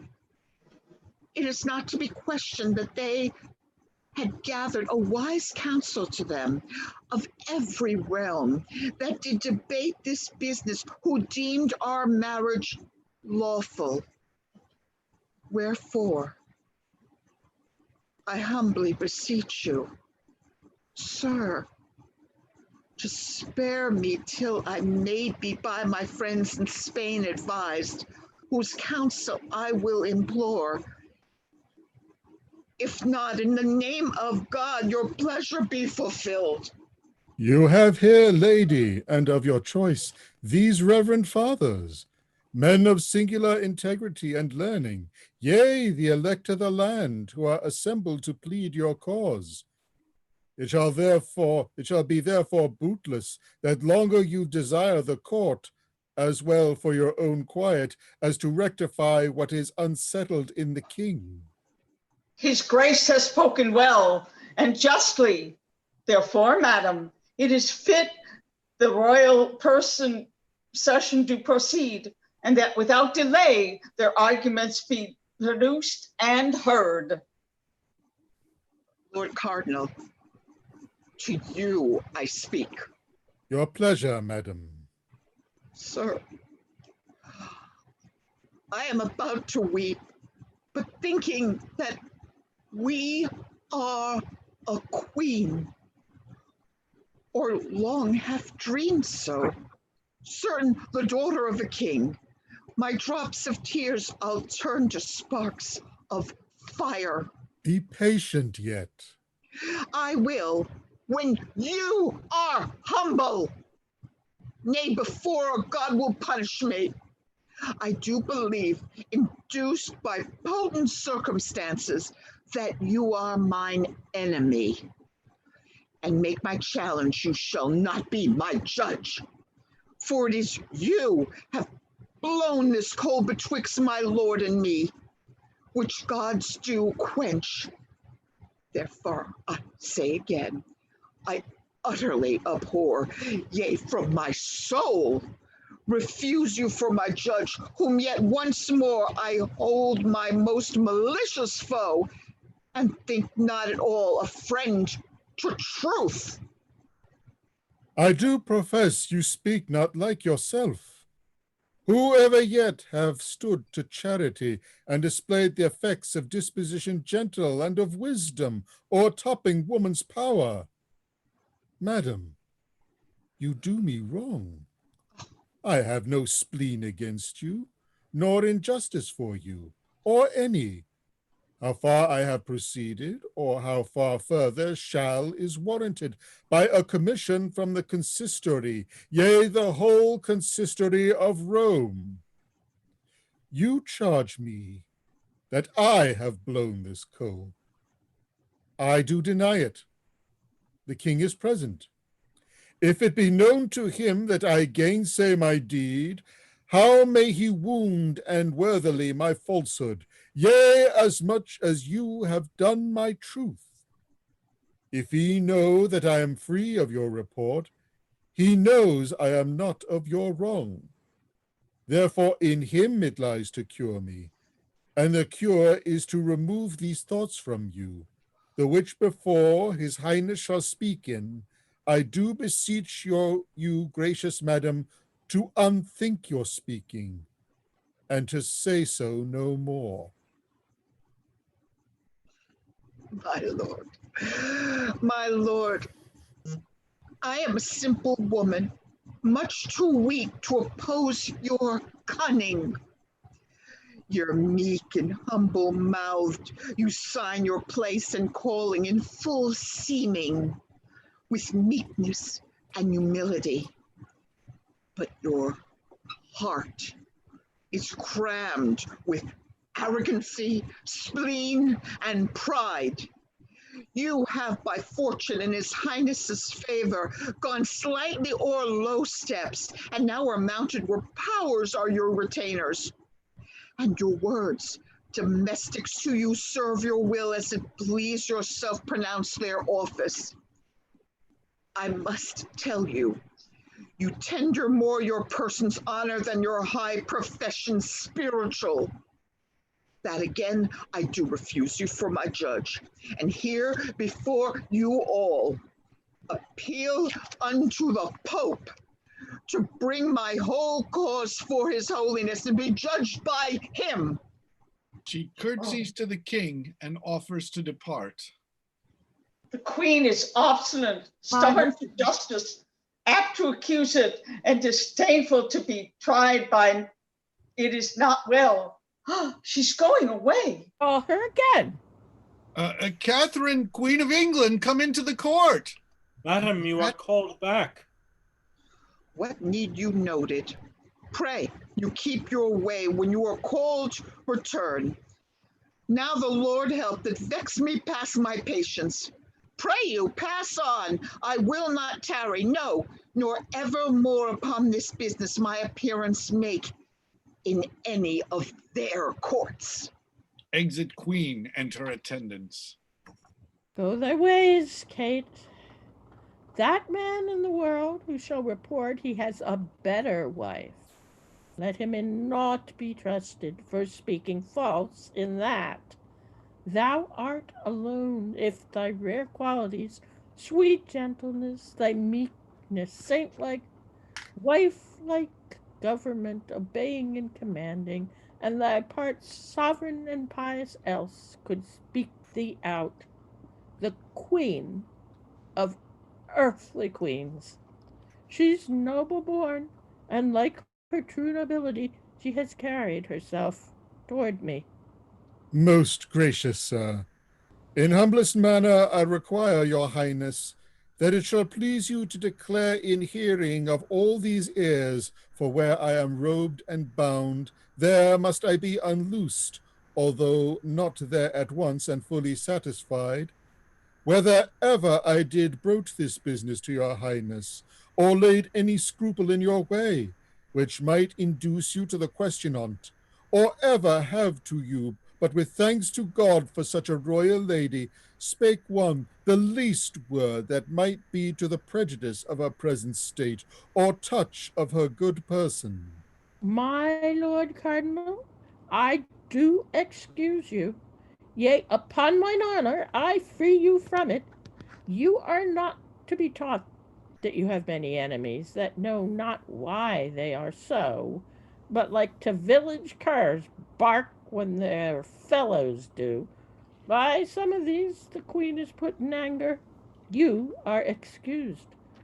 But will you be more justified? You ever have wished the sleeping of this business, never desired it to be stirred, but oft have hindered oft the passages made toward it. On my honor, I speak, my good Lord Cardinal, to this point, and thus far clear him. Now, what moved me to it, I will be bold with time and your attention, then mark the inducement. Thus it came, give heed to it. My conscience first received a tenderness, scruple, and break on certain speeches uttered by the Bishop of Bayonne, then French ambassador, who had been hither sent on the debating and marriage twixt the Duke of Orleans and our daughter Mary. In the progress of this business, ere a determinate resolution, he, I mean the bishop, did require a respite, where he might the king his lord advertise whether our daughter were legitimate, respecting this our marriage with the dowager, sometimes our brother's wife.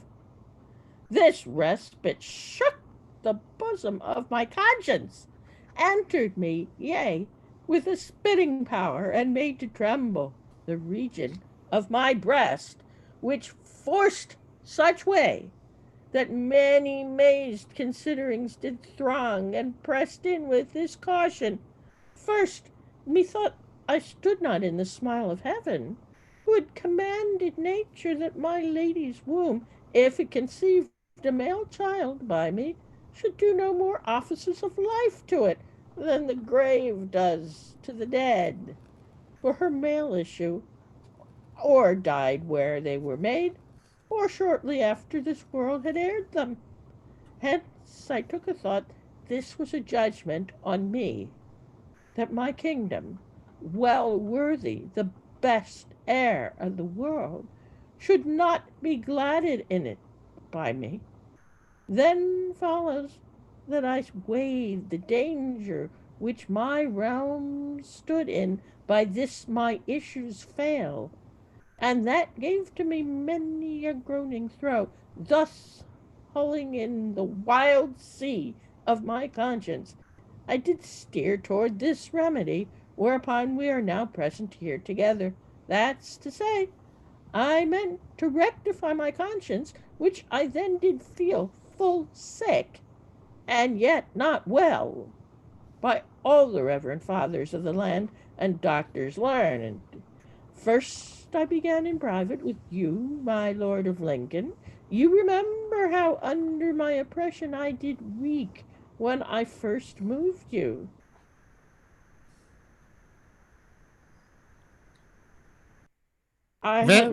Very well, my liege. I have spoke long. Be pleased yourself to say how far you satisfied me. So please your highness, the question did at first so stagger me, bearing a state of mighty moment in it, and consequence of dread, that I committed the daringest counsel which I had to doubt, and did entreat your highness to this course which you are running here. I then moved you, my Lord of Canterbury, and got your leave to make this present summons unsolicited. I left no reverend person in this court, but by particular consent proceeded under your hands and seals. Therefore, go on, for no dislike in the world against the person of the good queen, but the sharp, thorny points of my alleged reasons drive this forward. Prove but our marriage lawful. By my life and kingly dignity, we are contented to wear our mortal state to come with her, Catherine our queen, before the primest creature that's paragon of the world. So please your highness, the queen being closest, she's needful fitness, that we adjourn this court at all at further day. Meanwhile, must be an earnest motion made to the queen to call back her appeal she intends unto his holiness. I may perceive these cardinals trifle with me. I abhor this dilatory sloth and tricks of Rome. My learned and well-beloved servant Cranmer, prithee return. With thy approach, I know my comfort comes along. Break up the court, I say. Set on. Exeunt in manner as they entered. Actus tertius, scena prima. Enter queen and her women as at work. Take thy lute, wench. My soul grows sad with troubles. Sing and disperse them if thou canst. Leave working. Orpheus with his lute made trees, on the mountain tops that freeze bow themselves when he did sing. To his music plants and flowers ever sprung, as sun and showers there had made a lasting spring. Everything that heard him play, even the billows of the sea, hung their heads and then lay by. In sweet music is such art, healing care and grief of heart. Fall asleep or hearing die. Enter a gentleman. now.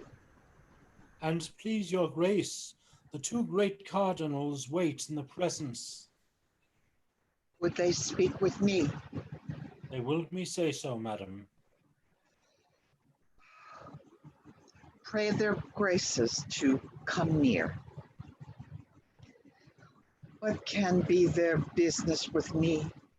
A poor, weak woman fallen from favor. I do not like their coming. Now I think on it, they should be good men, their affairs as righteous. But all hoods make not monks. Enter the two cardinals, Wolsey and Campius, which is Jackie. Peace to your highness. Your graces find me here part of the housewife. I would be all against the worst may happen. What are your pleasures with me, reverend lords? May it please you, noble madam, to withdraw into your private chamber. We shall give you the full cause of our coming. Speak it here. There's nothing I've done yet on my conscience deserves a corner.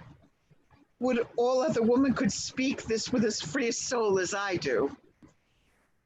My lords, I care not so much I'm happy above a number, if my actions were tried by every tongue, every eye saw them, envy and base opinions set against them, I know my life so even.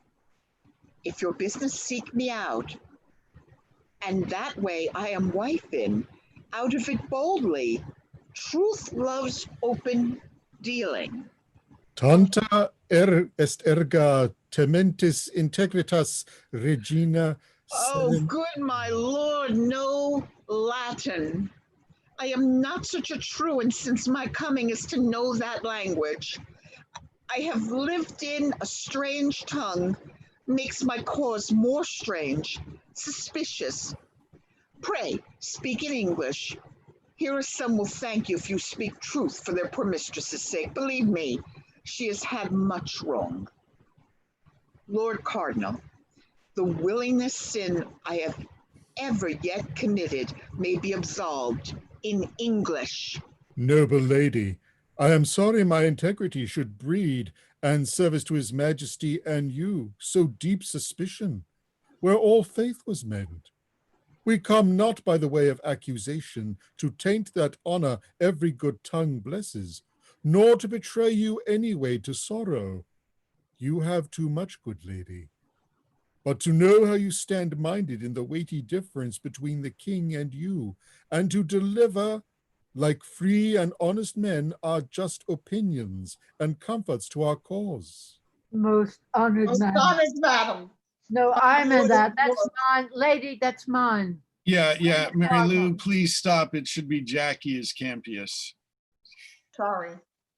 Most honored madam, my lord of York, out of his noble nature, zeal, and obedience, he still bore your grace, forgetting like a good man your late censure, both of his truth and him which was too far, offers as I do in a sign of peace his service and his counsel. To betray me. My lords, I thank you both for your good wills. Ye speak like honest men. Pray God ye prove so.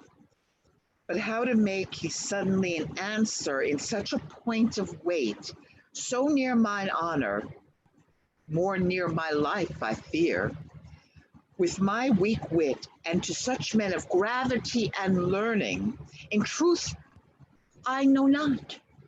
I was set at work amongst my maids, full little God knows looking either for such men or such business. For her sake that I have been, for I feel the last fit of my greatness.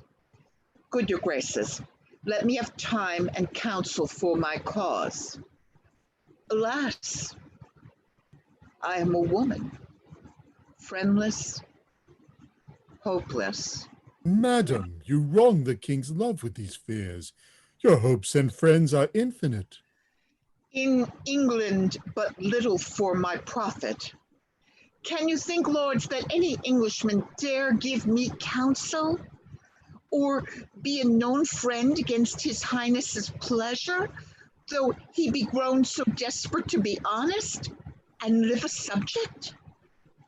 Nay, forsooth, my friends, they that must weigh out my afflictions, they that my truth must grow to, live not here. They are, as all my other comforts, far hence in mine own country, lords. I would your grace would leave your griefs and take my counsel. How, sir? Put your main cause into the king's protection. He's loving and most gracious. 'Twill be much, both for your honor better and your cause.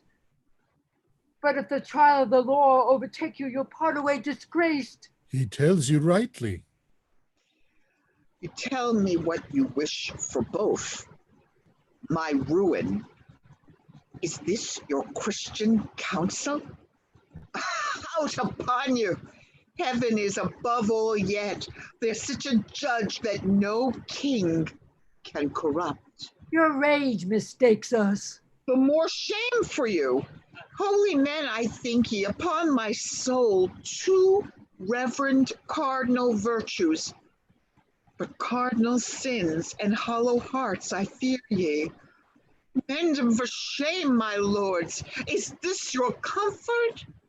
The cordial that you bring a wretched lady, a woman lost among ye, laughed at, scorned? I will not wish you half my miseries. I have more charity. But say, I warned you, take heed. For heaven's sake, take heed, lest at once the burden of my sorrows fall upon ye. Madam, this is a mere distraction. You turn the good we offer into envy. You turn me into nothing. Woe upon you and all such false professors. Would you have me, if you have any justice, any pity, if you be anything but churchman's habits, put my sick cause into his hands that hates me? Alas, has banished me his bed already? His love too long ago? I am old, my lords, and all the friendship I hold now with him is only my obedience. What can happen to me above this wretchedness? All your studies make me a curse like this.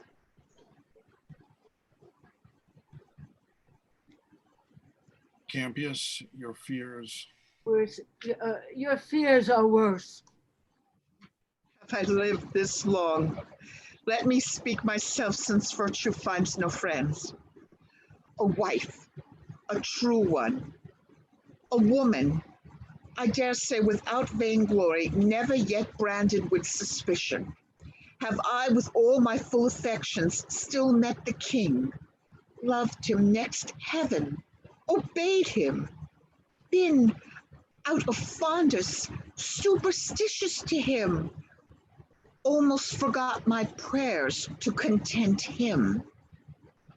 And am I thus rewarded? 'Tis not well, lords. Bring me a constant woman to her husband, one that ne'er dreamed a joy beyond his pleasure unto that woman when she has done most, yet will I add an honor of great patience. Madam, you wander from the good we aim at. My lord, I dare not make myself so guilty to give up willingly that noble title your master wed me to. Nothing but death shall e'er divorce my dignities. Pray hear me. Would I have never trod this English earth, or felt the flatteries that grew upon it. Ye have angels' faces, but heaven knows your hearts. What will become of me now, wretched lady? I am the most unhappy woman living. Alas, poor wenches, where are your fortunes? Shipwrecked upon a kingdom where no pity, no friends, no hope, no kindred weep for me. Almost no grave allowed me. Like the lily that once was mistress of the field and flourished, I'll hang my head and perish.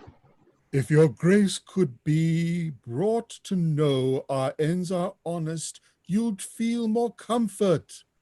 Why should we, good lady, upon what cause wrong you? Alas, our places, the way of our profession is against it. We are to cure such sorrows, not to sow 'em. For goodness sake, consider what you do, how you may hurt yourself. I utterly grow from the king's acquaintance by this carriage. The hearts of princes kiss obedience, so much they love it. But to stubborn spirits, they swell and grow as terrible as storms. I know you have a gentle, noble temper, a soul as even as a calm. Pray think us, those we profess, peacemakers, friends, and servants. Madam, you'll find it so. You wrong your virtues with these weak women's fears. A noble spirit as yours was put into you, ever cast such doubts as force pouring from it. The king loves you. Beware you lose it not. For us, if you please, to trust us in your business. We are ready to use our utmost studies in your service. Do what you will, my lords. And pray forgive me if I've used myself unmannerly. You know, I am a woman, lacking wit to make a seemly answer to such persons. Pray do my service to His Majesty. He has my heart yet, and shall have my prayers while I shall have my life. Come, Reverend Fathers, bestow your counsels on me. She now begs that little thought when she set footing here, she should have brought her dignities so dear. Exeunt. And we will now take our brief intermission, just like a 5-minute pause. So we'll be getting started again around 9:29. Thank you all very much. Sorry for some of the confusions there.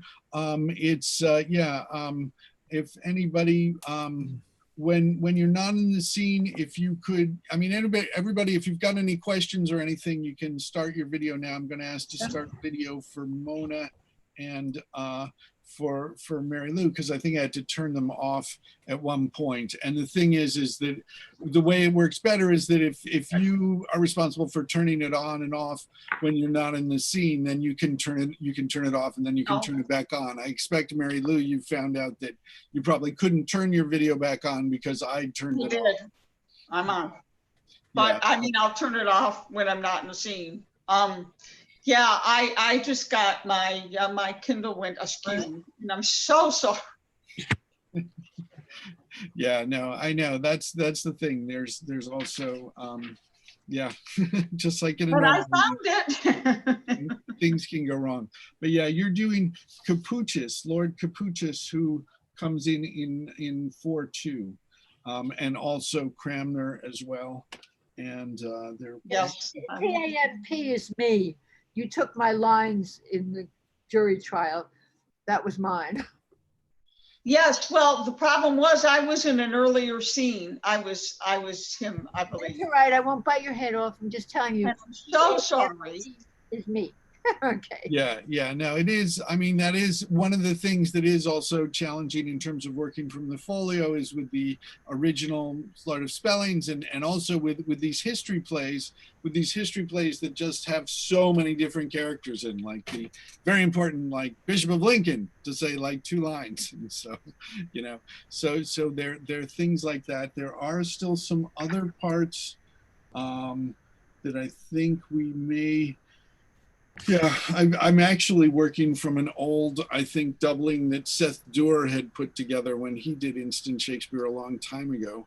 And so I'm sort of using those tracks, but we didn't quite get that many people, so just assigning a few additional ones or just taking them on. Mona, are you there? Yes. Okay, cool.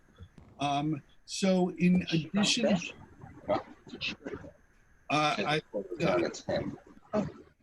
yeah.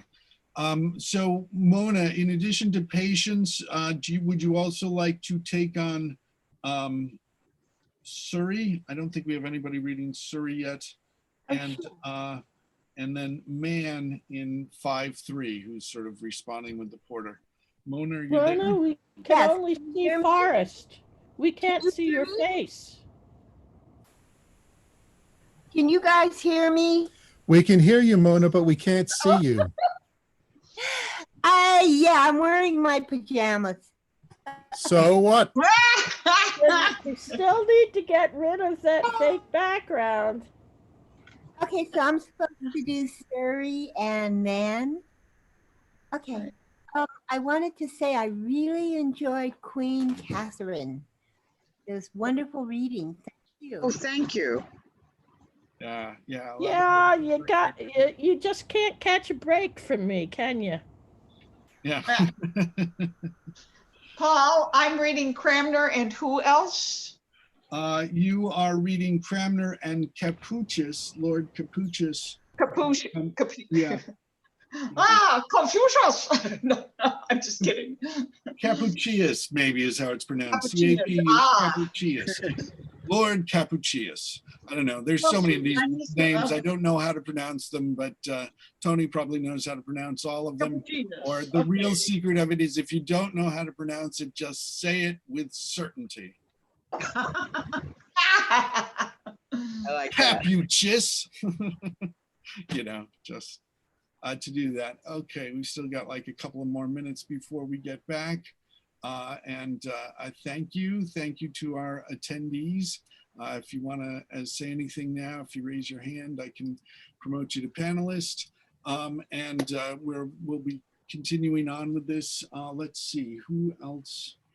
Okay, yeah, Cramner. I guess maybe we do have them, but yeah, I think that it's also. I mean, one of the things why people sort of jump in a lot of times is that it's just there as you start to sort of feel the rhythm of it and get in the rhythm of it, and then we just have to stop. It can be a little frustrating, and so that's why it's good, and especially when you have somebody like Queen Catherine is having a huge scene, and then there's like, oh wait, somebody else to say something there. It sort of it interrupts the flow. So that's why we're trying to do this to go with the flow, and it was and so this is yeah, a lot of good work. Thank you all very much, and we'll continue on because I feel I have grown so much doing this, Paul. Thank you so much for this opportunity, really. Oh, sure. Yeah, well, that's the thing is that I think that especially people like Julie and Tony and Jack, you've been doing this for a long time. You see that it's just like that the more you get to do it, the more you sort of build up those skills. And I think they're really useful skills in terms of being able to use language and just sort of enjoy the way he works.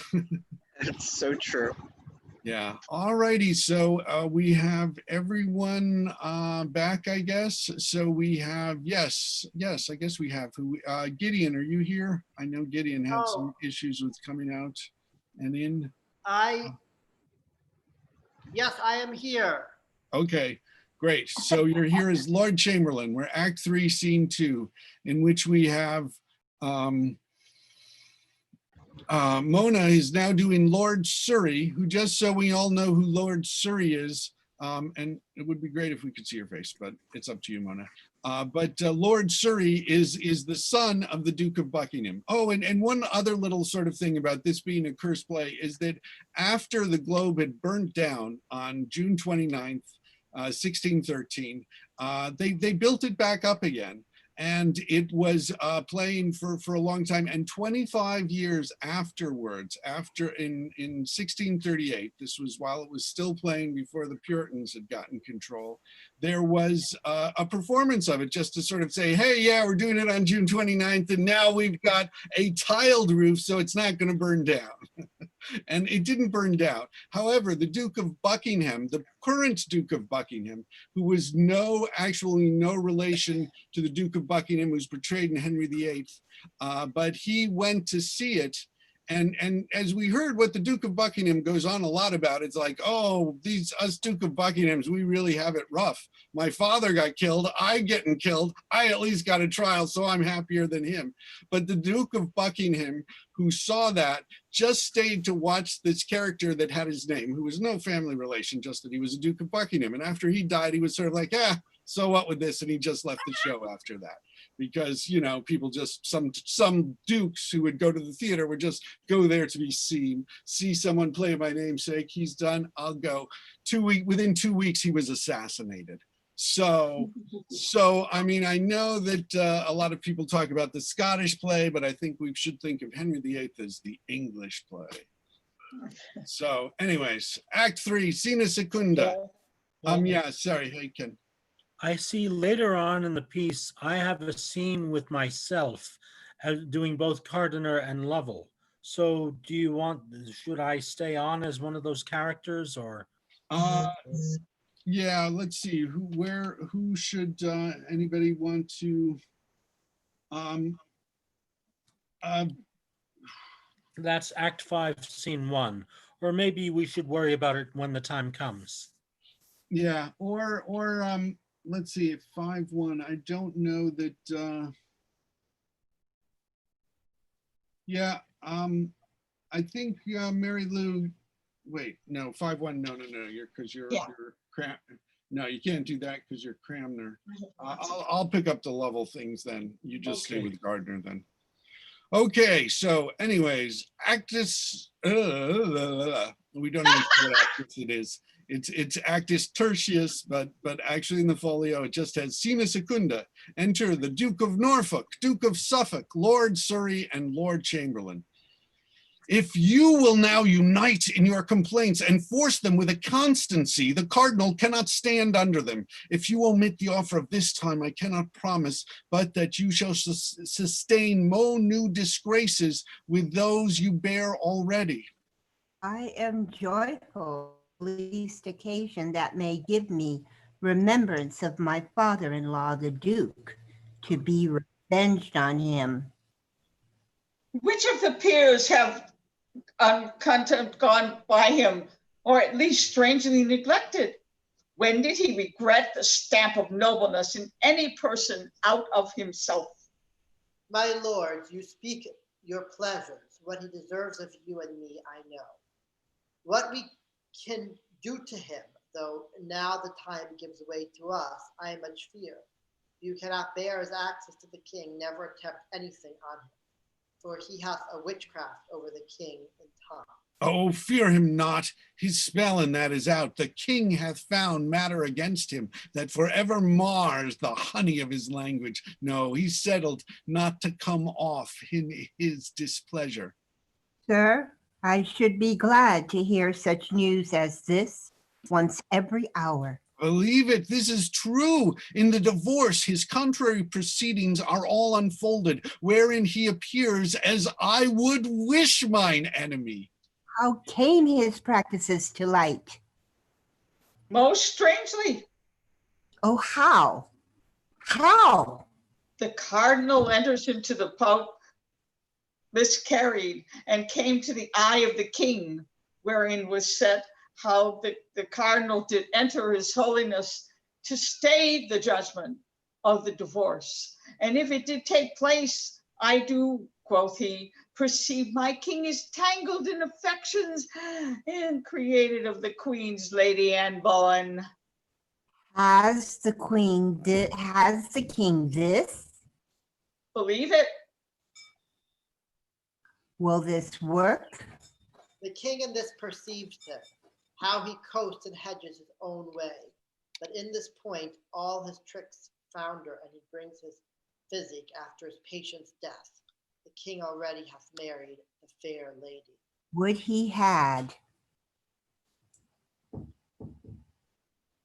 Suffolk. Oh, may you be happy in your wish, my lord, for I profess you have it. Now all my joy trace the conjunction. Oh, my amen to it. All men's. There is an order given for her coronation. Mary, this is yet young, but it may be left to some ears uncounted. But my lords, she's a gallant creature, and completely in mind and features. I persuade me from her will fall some blessing in this land, which shall be remembered, which shall in it be remembered. But will the king digest this letter of the cardinals? The Lord forbid. Oh, Mary, amen. No, no, there's no more raps in this buzz about his nose, which make this sting the sonnet. Cardinal Caperius, who stole away to Rome, hath taken to leave and hath left the cause of the king unhandled, and is posted as an agent of our cardinal to the second all his plot. I assure you, the king cried that added this. Now God incess him and let him cry. Ha, louder. But my lord, when returns Cranmer? He is returned in his opinions, which have satisfied the king for his divorce, together with all famous colleges, almost in Christendom. Shortly, I believe, his second marriage shall be published, and his coronation. Catherine is no more shall be called queen, but Princess Dowager, and widow to Prince Arthur. This same Cranmer is a worthy fellow and attained much pain in the king's business. He hath, and we shall see him, for it is an archbishop. So I hear. 'Tis so, the cardinal. Lee and Cromwell. Observe, observe, he's moody. The packet, Cromwell. Gave it you, the king? With his own hand in his bedchamber. Looked he o' the inside of the paper? Presently he did unseal them, and the first he viewed, he did with a serious mind. A heat was in his countenance. You he bade attend him here this morning. Is he ready to come abroad? I think by this he is. Leave me a while. Exit Cromwell. It shall be to the Duchess of Alençon, the French king's sister. He shall marry her. And Bullen, no, I'll know Anne Bullens for him. There's more into that fair visage. Bullen, no, we'll know Bullens.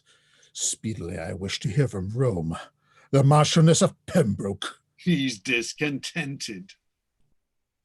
Maybe he hears the king doth whet his anger to him. Sharpen up, Lord, for thy justice. The late queen's gentlewoman, a knight's daughter to be her mistress's mistress, the queen's queen. This candle burns not clear. 'Tis I must snuff it, and then out it goes.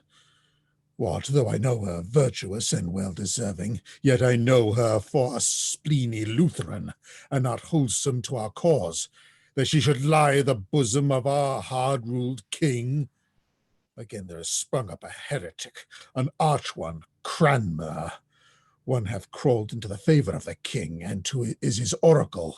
He's vexed at something. Enter king reading a schedule. I would towards something that would fret the string, the master chord of the heart.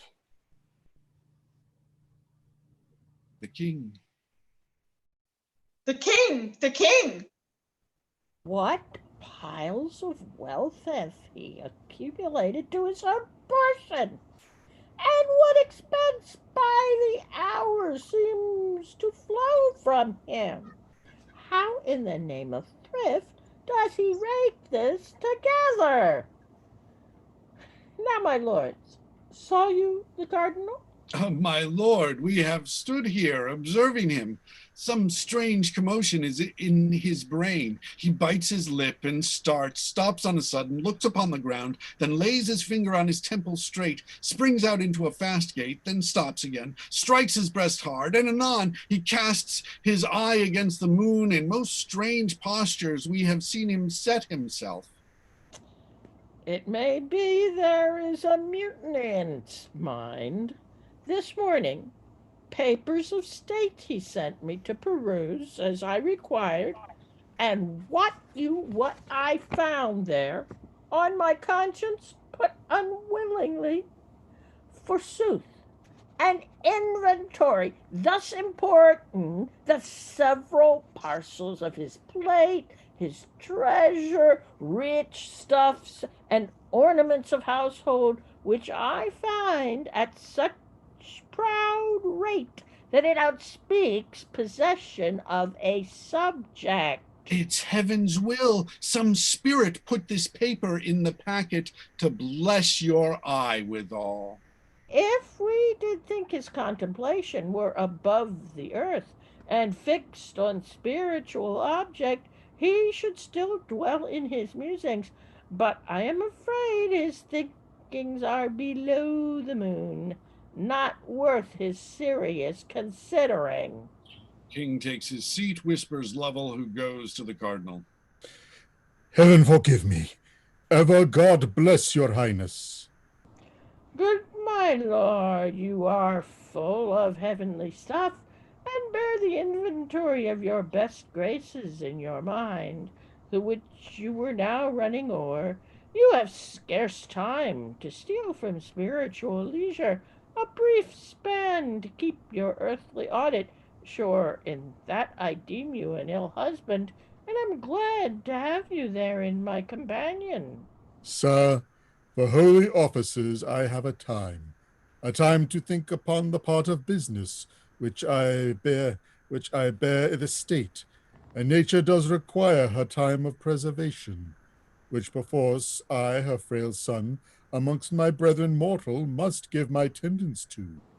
You have said well. And ever may your highness yoke together, as I will lend you cause, my doing well with my well saying. 'Tis well said again, and 'tis a kind of good deed to say well. And yet, words are no deeds. My father loved you. He said he did, and with his deed did crown his word upon you. Since I had my office, I have kept you next my heart, have not alone employed you where high profits might come home, but pared my present havings to bestow my bounties upon you. What should this mean? The Lord increase his business. Have I not made you the prime man of the state? I pray you tell me if what I now pronounce you shall have found true, and if you may confess it, say withal if you are bound to us or no. What say you? My sovereign, I confess your royal graces showered on me daily have been more than could my studied purposes requite, which went beyond all man's endeavors. My endeavors have ever come too short of my desires, yet filled with my abilities, mine own ends have been mine, so that evermore they pointed to the good of your most sacred person and to the profit of the state. For your great graces heaped upon me, poor undeserver, I can nothing render but allegiant thanks. My prayers to heaven for you, my loyalty which ever has and ever shall be growing, till death that winter kill it. Fairly answered. A loyal and obedient subject is therein illustrated. The honor of it doth pay the act of it, as in the contrary the foulness is the punishment. I presume that as my hand has opened bounty to you, my heart dropped love, my power rained honor more on you than any. So your hand and heart, your brain, and every function of your power should, notwithstanding that your bond of duty, as 'twere in love's particular, be more to me your friend than any. I do profess that for your highness good I ever labored more than mine own, that am, have, and will be, though all the world should crack their duty to you and throw it from their soul, though perils did abound as thick as thought could make 'em, and appear in forms more horrid. Yet my duty, as doth a rock against the chiding flood, should the approach of this wild river break, and stand unshaken yours. 'Tis nobly spoken. Take notice, lords. He has a loyal breast, for you have seen him open it. Read o'er this, and after this, and then to breakfast with what appetite you have.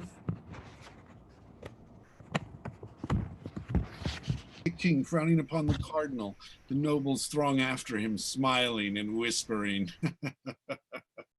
What should this mean? What sudden anger's this? How have I reaped it? He parted frowning from me, as if ruin leaped from his eyes. So looks the chafed lion upon the daring huntsman that has galled him, then makes him nothing. I must read this paper. I fear the story of his anger. 'Tis so. This paper has undone me. 'Tis the accompt of all that world of wealth I have drawn together for mine own ends, indeed to gain the popedom and fee my friends in Rome. Oh, negligence, fit for a fool to fall by! What cross devil made me put this main secret in the packet? I sent the king. Is there no way to cure this? No new device to beat this from his brains? I know 'twill stir him strongly. Yet I know a way, if it take right, in spite of fortune, will bring me off again. What's this? To the Pope!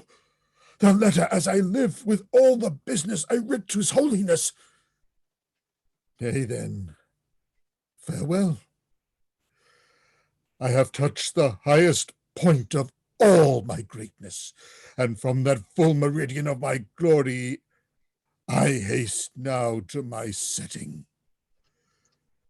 I shall fall like a bright exhalation in the evening, and no man see me more.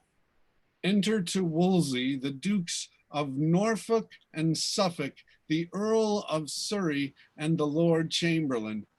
Hear the king's pleasure, Cardinal, who commands you to render up the great seal presently into our hands, and to confine yourself to Asher House, my Lord of Winchester's, till you hear further from his highness. Stay!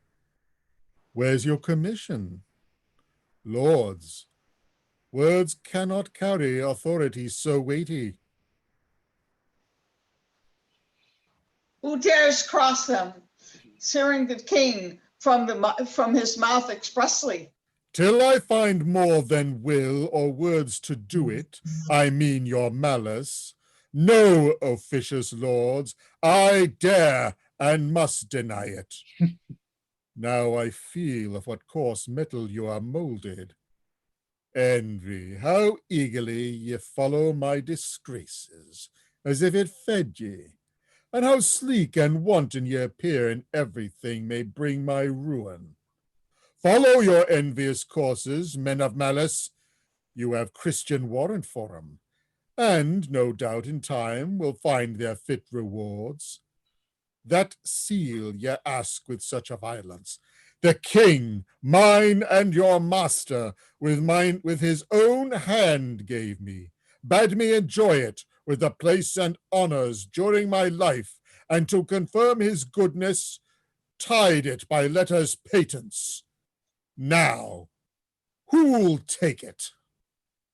The king that gave it. It must be himself then. Thou art a proud traitor, priest. Proud lord, thou liest.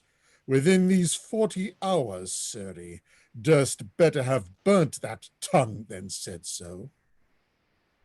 Thy ambition, thou scarlet sin, robbed this bewailing land of noble Buckingham, my father-in-law, the heads of all thy brother cardinals, with thee and all thy best hearts bound together, weighed not a hair of his.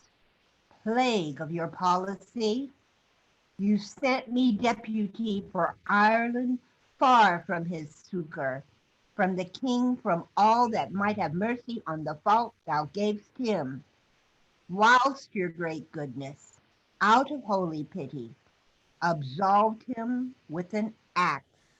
This and all else this talking lord can lay upon my credit, I answer is most false. The Duke by law found his deserts. How innocent I was from any private malice in his end, his noble jury and foul cause can witness. If I loved many words, Lord, I should tell you, you have as little honesty as honor, that in the way of loyalty and truth toward the king, my ever royal master, dare mate a sounder man than Surrey can be, and all that love his follies. By my soul, your long coat priest protects you. Thou shouldst feel my sword in the lifeblood of the elf. My lords, can you endure to hear this arrogance and from this fellow? If we live thus tamely, to be thus jaded by the peace of scarlet, farewell, nobility. Let his grace go forward and dare us with his cap like lark. All goodness is poison to thy stomach. Yes, that goodness of gleaning all the land's wealth into one, into your own hands, Cardinal, by extortion. The goodness of your intercepted packets you writ to the Pope against the king. Your goodness, since you provoke me, shall be most notorious. My lord of Suffolk, as you are truly noble, as you respect the common good, the state of our despised nobility, our issues whom, if he live, will scarce his gentleman produce the ransom of his sins, the articles collected from this life. I'll startle you worse than the searing bell, when the brown wench lay kissing in your arms, Lord Cardinal. How much methinks I could despise this man, but that I am bound in charity against it. Those articles, my lord, are in the king's hand, but thus much, they are foul ones. So much fairer and spotless shall mine innocence arise when the king knows my truth. This cannot save you. I thank my memory I yet remember some of these articles, and out they shall. Now, if you can blush and cry guilty, Cardinal, you'll show a little honesty. Speak on, sir.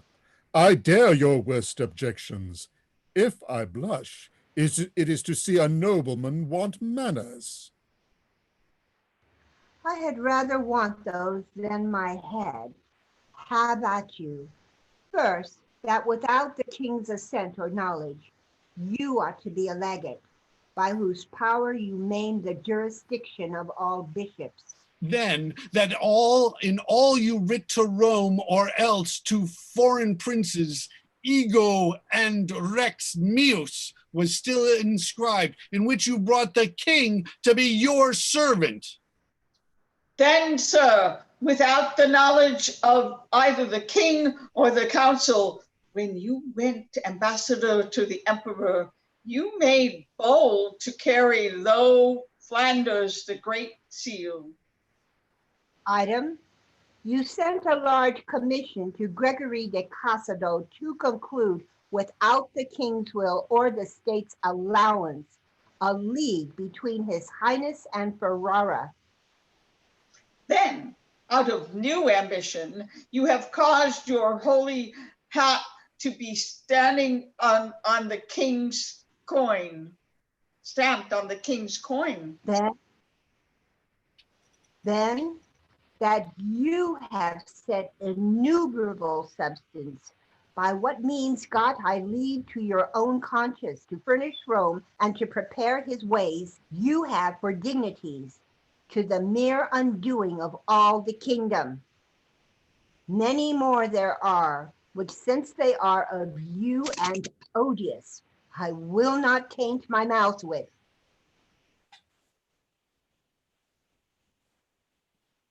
Chamberlain, Chamberlain, Um, bottom of 100. Oh, my Lord. oh, yeah, I see. Oh, my Lord, I am not a falling man to fare, 'tis virtue. 'Tis fault open to the laws, let them.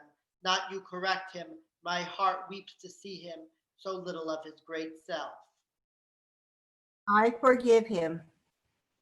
Lord Cardinal, the king's further pleasure is because of all the things you have done of late by your power legislature within this kingdom fall into compass of the premature, and that therefore the writ be sued against you to forfeit all your goods, lands, tenements, chattels, and whatsoever, and to be out of the king's protection. This is my charge. And so we'll leave you to your meditations, how to live better. For your stubborn answer about the giving back the Great Seal to us, the king shall know it, and no doubt shall thank you. So fare you well, my little good Lord Cardinal. Exeunt, all but Wolsey. So farewell to the little good you bear me. Farewell, a long farewell to all my greatness. This is the state of man. Today he puts forth the tender leaves of hopes, tomorrow blossoms, and bears his blushing honors thick upon him. The third day comes a frost, a killing frost. And when he thinks, good easy man, full surely his greatness is a ripening, nips his root. And then he falls, as I do. I have ventured like little wanton boys that swim on bladders, this many summers in a sea of glory, but far beyond my depth. My high-blown pride at length broke under me, and now has left me weary and old with service, to the mercy of a rude stream that must forever hide me. Vain pomp and glory of this world, I hate ye. I feel my heart new opened. Oh, how wretched is that poor man that hangs on princes' favors. There is betwixt that smile we would aspire to, that sweet aspect of princes, and their ruin, more pangs and fears than wars or women have. And when he falls like Lucifer, never to hope again. Enter Cromwell, standing amazed. Why, how now, Cromwell? I have no power to speak, sir. What? Amazed at my misfortunes? Canst thy spirit wonder a great man should decline? Nay, and you weep, I am fallen indeed. How does your grace? Why, well, never so truly happy, my good Cromwell. I know myself now, and I feel within me a peace above all earthly dignities, a still and quiet conscience. The king has cured me. I humbly thank his grace, and from these shoulders, these ruined pillars, out of pity taken a load would sink a navy. Too much honor. Oh, 'tis a burden, Cromwell, 'tis a burden too heavy for a man that hopes for heaven. I am glad your grace has made that right use of it. I hope I have.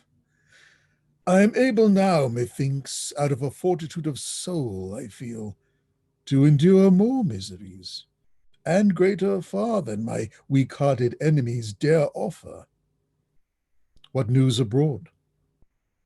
The heaviest and the worst is your displeasure with the king. God bless him. The next is that Sir Thomas More is chosen Lord Chancellor in your place. That's somewhat sudden. But he's a learned man. May he continue long in his highness' favor, and do justice for truth's sake and his conscience, that his bones, when he has run his course and sleeps in blessings, may have a tomb of orphans' tears wept on him. What more? Cranmer is returned with welcome, installed Lord Archbishop of Canterbury. That's news indeed. Last, the Lady Anne, whom the king hath in secrecy long married, this day was viewed in open as his queen, going to chapel, and the voice is now only about her coronation. There was the weight that pulled me down. Oh, Cromwell, the king is gone beyond me.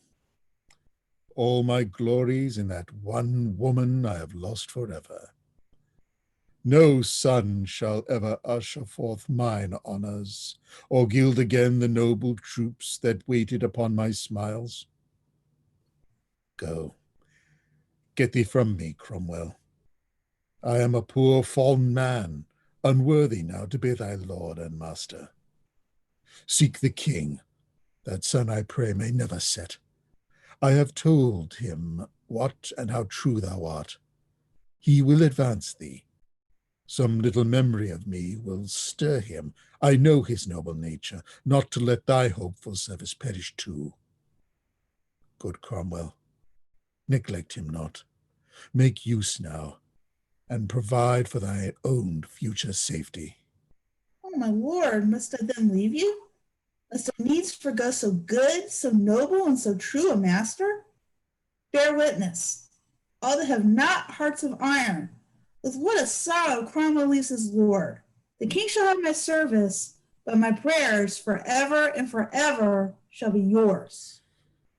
Cromwell, I did not think to shed a tear in all my miseries, but thou hast forced me out of thy honest truth to play the woman. Let's dry our eyes, and thus far hear me, Cromwell. And when I am forgotten, as I shall be, and sleep in dull cold marble, where no mention of me more must be heard of, say I taught thee.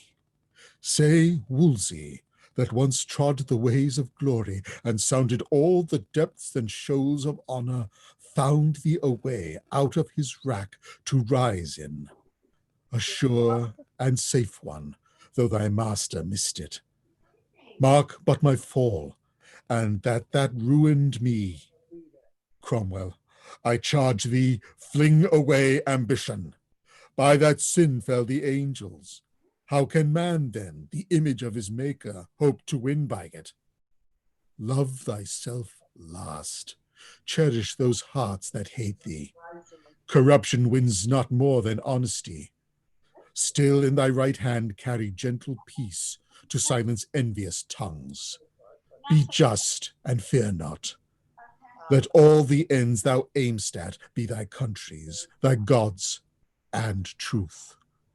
Then if thou fall'st, O Cromwell, thou fall'st a blessed martyr. Serve the king, and prithee lead me in, there to take an inventory of all I have to the last penny. 'Tis the king's. My robe and my integrity to heaven is all I dare now call mine own.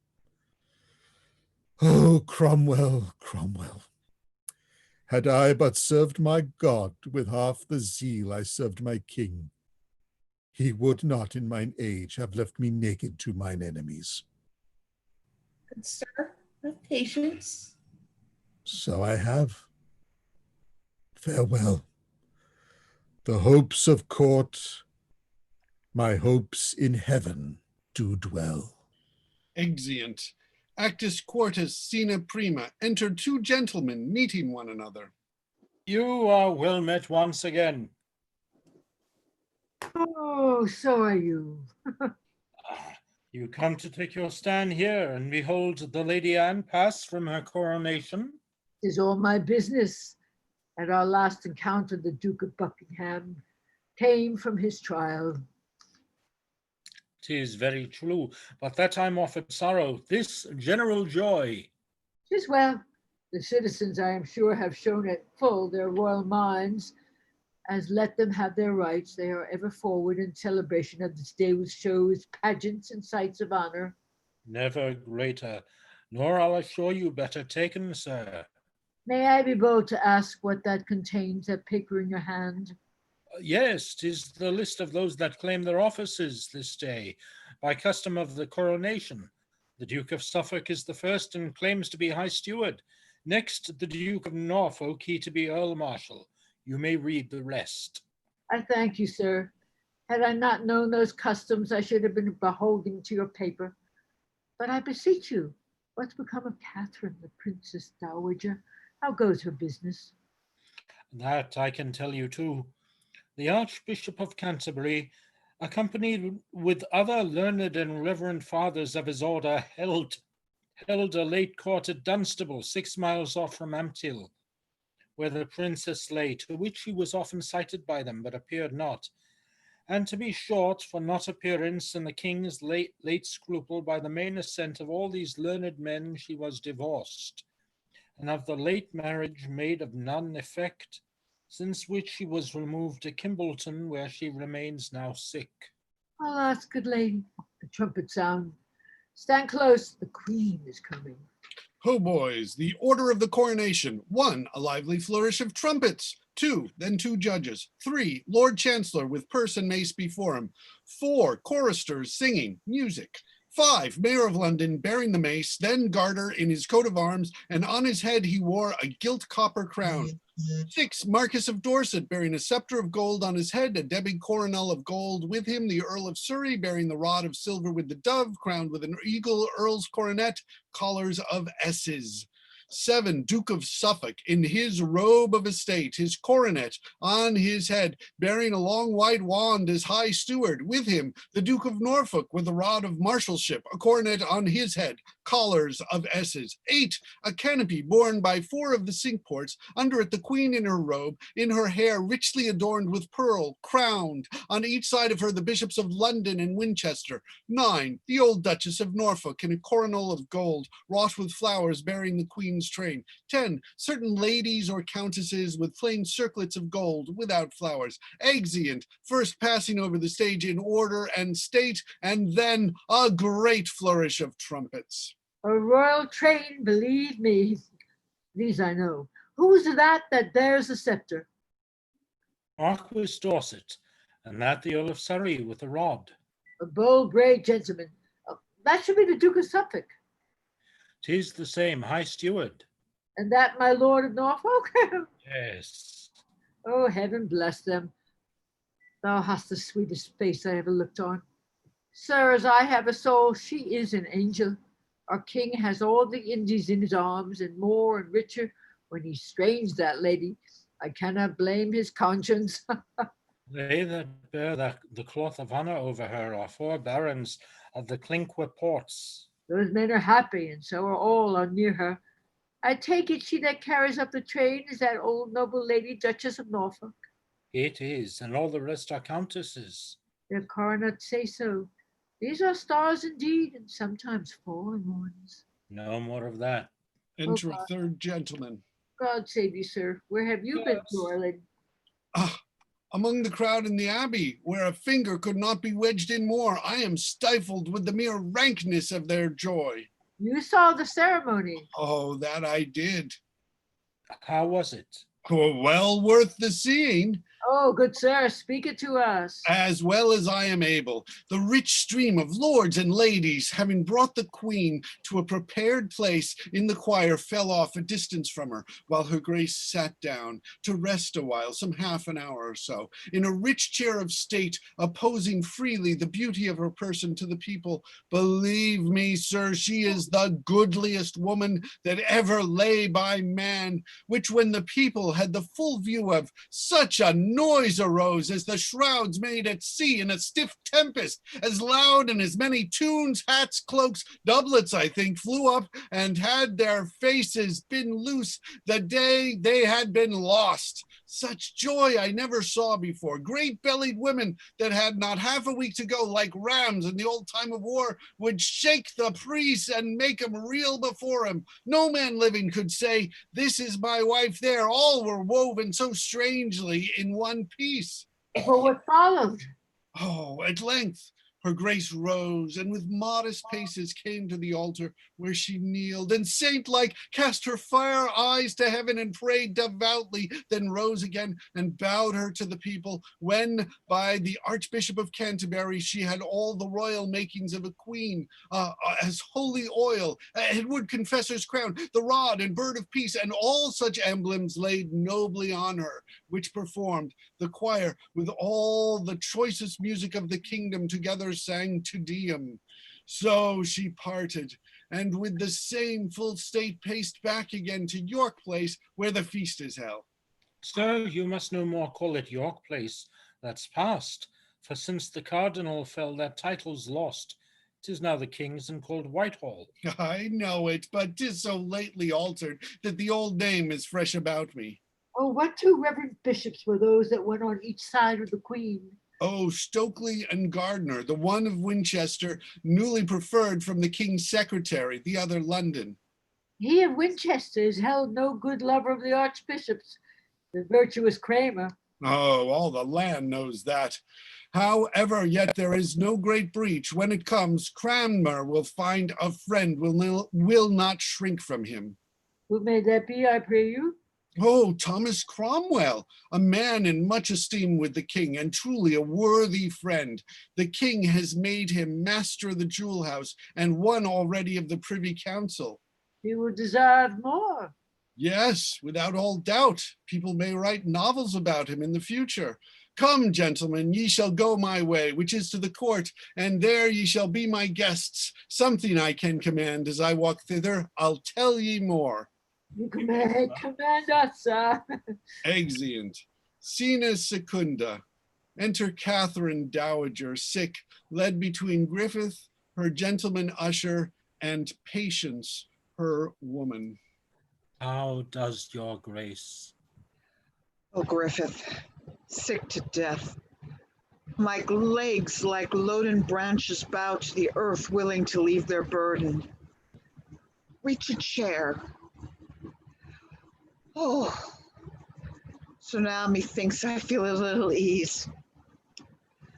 Didst thou not tell me, Griffith, as thou ledst me, that the great child of honor, Cardinal Wolsey, was dead? Yes, madam, but I think your grace, out of the pain you suffered, gave no ear to it. Prithee, good Griffith, tell me how he died. If well, he stepped before me happily for my example. Well, the voice goes, madam, for after the stout Earl Northumberland arrested him at York and brought him forward as a man sorely tainted to his answer, he fell sick suddenly and grew so ill he could not sit his mule. Alas, poor man. At last, with easy roads, he came to Leicester, lodged in the abbey, where the reverend abbot, with all his covens, honorably received him, to whom he gave these words: O Father Abbot, an old man broken with the storms of state has come to lay his weary bones among ye. Give him a little earth for charity. So went to bed, where eagerly his sickness pursued him still. And 3 nights after this, about the hour of 8, which he himself foretold should be his last, full of repentance, continual meditations, tears and sorrows, he gave his honors to the world again, his blessed part to heaven, and slept in peace. So may he rest. His faults lie gently upon him. Yet thus far, Griffith, give me leave to speak him, and yet with charity. He was a man of an unbounded stomach, ever ranking himself with princes, one that by suggestion tied all the kingdom. Simony was fair play. His old opinion was his law. In the presence he would say untruths and be ever double, both in his words and meaning. He was never, but where he meant to ruin, pitiful. His promises were, as he then was, mighty, but his performance, as he is now, nothing.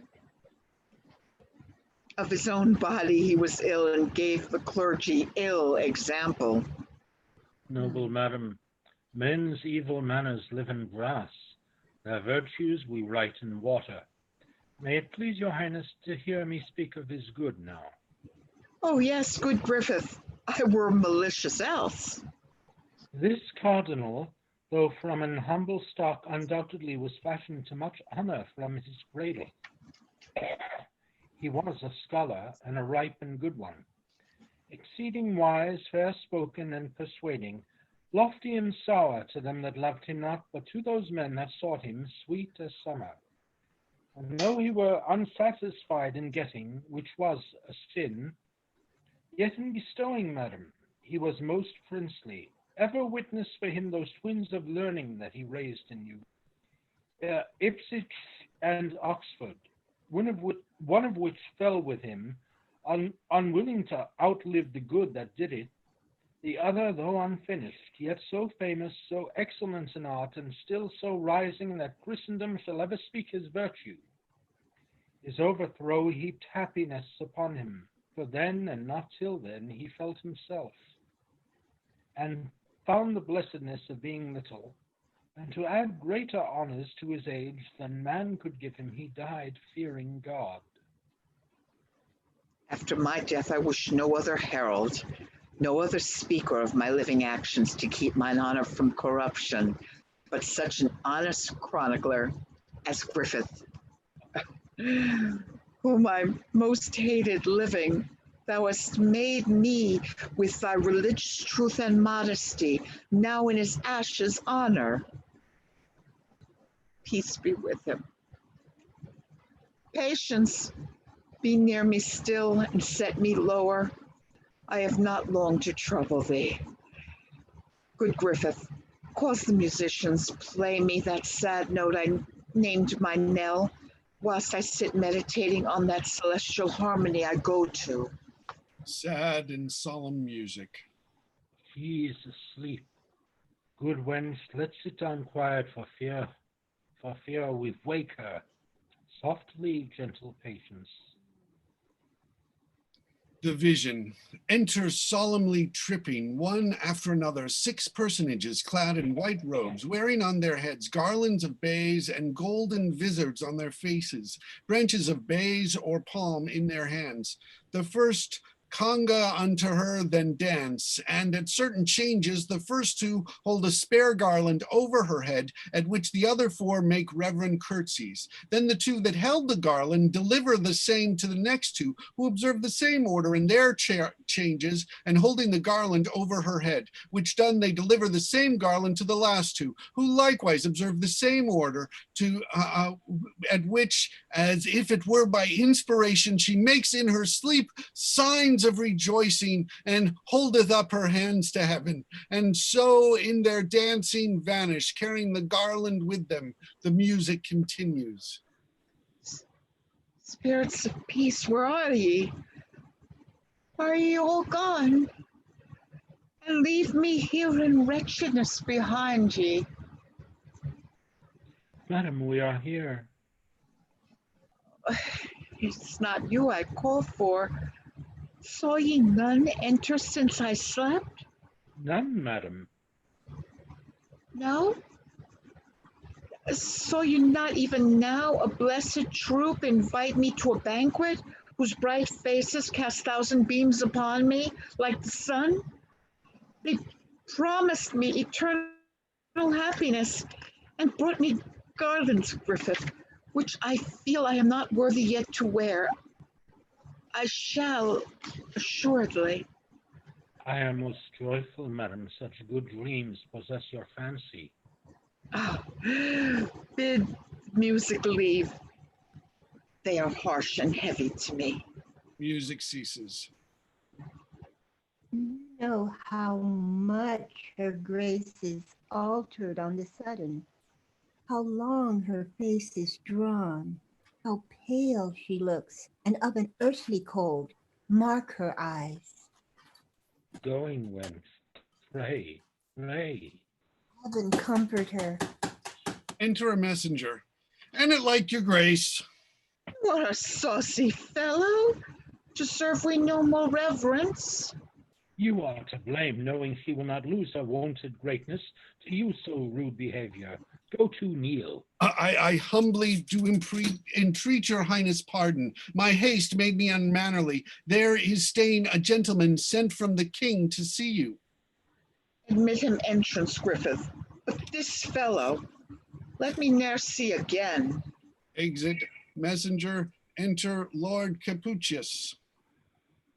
Mary Lou. If my sight fail not, you should be Lord Ambassador from the Emperor, my royal nephew, and your name, Capuchus? Madam, the same, your servant. Oh, my lord, the times and titles now are altered strangely with me since first you knew me. But I pray you, what is your pleasure with me? Noble lady, first mine own service to your grace. The next, the king's request that I would visit you, who gives you much of your weakness, and by me sends you his princely commendations, and heartily entreats you to take good comfort. Oh, my good lord, that comfort comes too late. 'Tis like a pardon after execution. That gentle physic given in time had cured me, but now I am past all comforts here but prayers. How does his highness? Madam, he's in good health. So may he ever do, and ever flourish, when I shall dwell with worms and my poor name banish the kingdom. Patience, is that letter I caused you to write yet sent away? No, madam. Sir, I most humbly pray you deliver this to my lord the king. More willing, madam. In which I've commended to his goodness the model of our chaste loves, his young daughter. The dews of heaven fall thick in blessings on her, beseeching her to give her virtuous breeding. She is young and of a noble, modest nature. I hope she will deserve well, and a little to love her, for her mother's sake, that loved him heaven knows how dearly. My next poor petition is that his noble grace would have some pity upon my wretched women that so long have followed both my fortunes faithfully, of which there's not one I dare vow, and now I should not lie, but will deserve for virtue and true beauty of the soul, for honesty and decent carriage, a right good husband. Let him be ennoble, and sure these men are happy who shall have him. The last is for my men. They are the poorest, but poverty could never draw them from me, that they may have their wages duly paid them, and something over to remember me by. If heaven had pleased to give me longer life and able means, we had not parted thus. These are the whole contents. And good my lord, by that you love the dearest in this world, as you wish Christian peace to souls departed, stand these poor people's friend, and urge the king to do me this last night. By heaven, I will, or let me lose the fashion of a man. I thank you, honest lord. Remember me in all humility unto his highness. Say his long trouble now is passing out of this world. Tell him, in death, I blessed him, and so I will. Mine eyes grow dim. Farewell, my lord. Griffith, farewell. Nay, Patience, you must not leave me yet. I must to bed. Call in more women. When I am dead, good wench, let me be used with honor. Strew me over with maiden flowers, that all the world may know I was a chaste wife to my grave. Embalm me and then lay me forth, although unqueened, yet like a queen, and daughter to a king inter me. I can no more.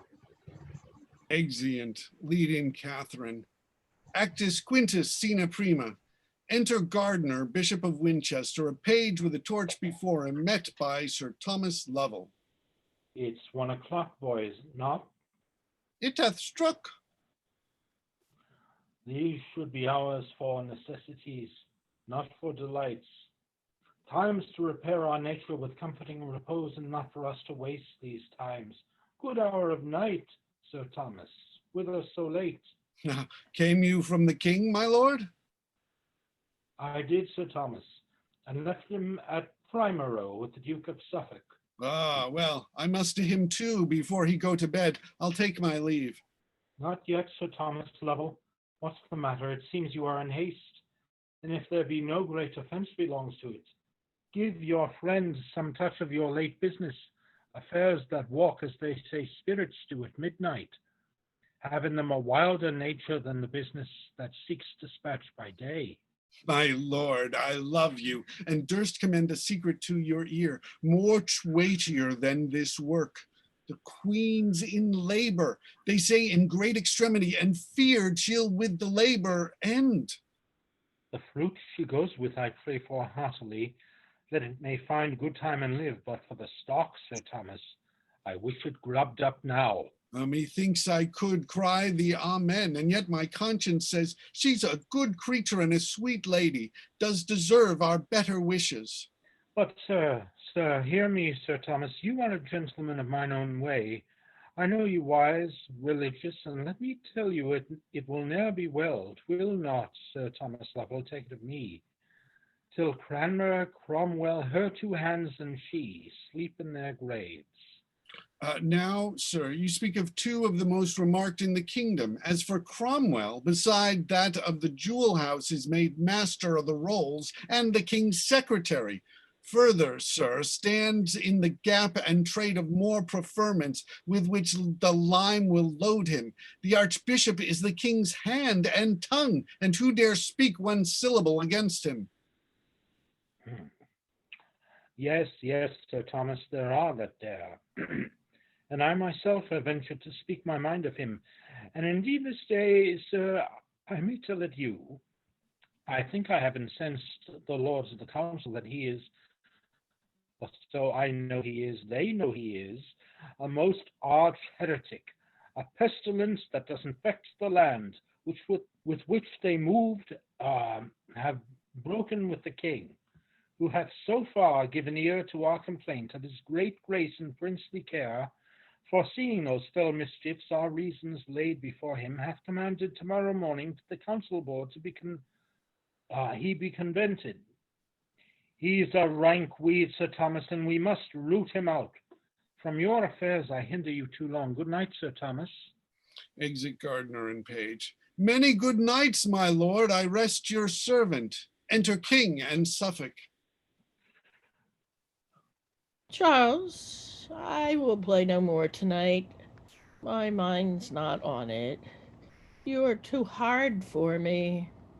Sir, I did never wish win of you before. But, little Charles, nor shall not when my fancy's on my play. Now, Lovell, from the Queen, what is the news? I could not personally deliver to her what you commanded me, but by her woman I sent your message, who returned her thanks in the greatest humbleness, and desired your highness most heartily to pray for her. What sayest thou, huh? To pray for her? What? Is she crying out? So said her woman, and that her sufferance made almost each pang a death. Alas, good lady. God safely quit her of her burden, and with gentle travail to the gladdening of your highness with an air.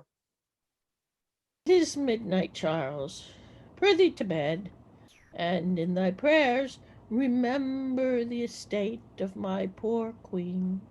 Leave me alone, for I must think of that which company would not be friendly to. I wish your highness a quiet night, and my good mistress will remember in my prayers. Exit. Charles, good night. Well, sir, what follows? And oh, sorry, Gideon. Enter Sir Anthony Denny. I'll just, but I'm pretty sure, yes, it says Denny. Is that Anthony Denny? Yes. Canterbury? Sir, I have. Avoid the gallery. Level seems to I've said, be gone. What? Exeunt Level and Denny. I am fearful, wherefore frowns he thus. 'Tis his aspect of nerves, all is not of terror, all is not well. How now, my lord? You do desire to know wherefore I sent for you? To attend your highness's pleasure. Pray you arise.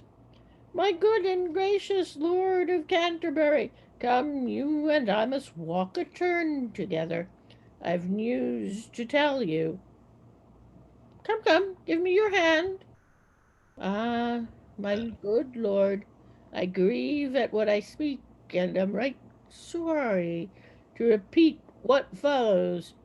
I have, and most unwillingly of late, heard many grievous, I do say, my lord, grievous complaints of you, which being considered, have now moved us and our council, that you shall this morning come before us, where I know you cannot with such freedom purge yourself, but that till further trial in those charges which will require your answer, you must take your patience to you, and be well contented to make your house our tower. You, a brother of us, fit we thus proceed, or else no witness would come against you. I humbly thank your highness, and am right glad to catch this good occasion, most thoroughly to be winnowed where my chaff and corn shall fly asunder. For I know that none stands under more calumnus than I myself, calumnus to tongue than I myself, poor man. Stand up, good Canterbury. Thy truth and thy integrity is rooted in us, thy friend. Give me thy hand. Stand up. Prithee, let's walk. Now, by my holy dame, what manner of man are you? My lord, I looked you would have given me your petition, that I should have ta'en some pains to bring together yourself and your accusers, and have heard you without endurance further. Oh, most dreadful liege, the good I stand on is on my truth and honesty, for they shall fail. I with mine enemies will triumph o'er my person, which I weigh not. Being of those virtues vacant, I fear nothing. What can be said against me? Know you not how your state stands in the world, with the whole world? Your enemies are many and not small. Their practices must bear the same proportion, and not ever the justice and the truth of the question carries the due of the verdict with it. At what ease might corrupt minds procure? Night It's as corrupt to swear against you. Such things have been done. You are potently opposed, and with a malice of as great size, ween you of better luck, I mean in perjured witness, than your master, whose minister you are, while here he lived upon this naughty earth. Go to, go to. You take a precipice for no leap of danger, and woo your own destruction. God and your majesty protect mine innocence, or I fall into the trap is laid for me. Be of good cheer. They shall no more prevail than we give way to. Keep comfort to you, and this morning shall see you do appear before them, if they shall chance, in charging you with matters, to commit you, the best persuasions to the contrary fail not to use, and with what vehemency the occasion shall instruct you. If entreaties will render you no remedy, this ring deliver them, and your appeal to us. There make before them. Look, the goodman weeps, he's honest on mine honor. God's blessed mother, I swear he is true-hearted, and a soul none better in my kingdom. Get you gone, and do as I have bid you. Exit Cranmer. He has strangled his language in his tears. Enter old lady. Come back! What mean you? I'll not come back. The tidings that I bring will make my boldness manners. Oh, now good angels fly over thy royal head and shade thy person under their blessed wings. Now, by thy looks, I guess thy message. Is the queen delivered? Say aye, and of a boy. Aye, my liege, and of a lovely boy. The God of heaven both now and ever bless her. 'Tis a girl promises boys hereafter. Sir, your queen desires your visitation and to be acquainted with this stranger. 'Tis as like you as cherry is to cherry. Lovell, Sir. give her 100 marks. I'll to the queen. Exit King. 100 marks, by the slide I'll have more. An ordinary groom is for such payment. I will have more scolded out of him. Said I, for this the girl was like to him. I'll have more, or else unsay it. And now while 'tis hot, I'll put it to the issue. Exit lady. Scena secunda. Enter Cranmer, Archbishop of Canterbury. I hope I am not too late, and yet the gentleman that was sent to me from the council prayed me to make good haste. All fear. What means this? Who wants me there? Sure you know me. Enter Keeper. Oh, yes, my lord, but yet I cannot help you. Why? Your grace must wait till you be called for. Enter Dr. Butts. So?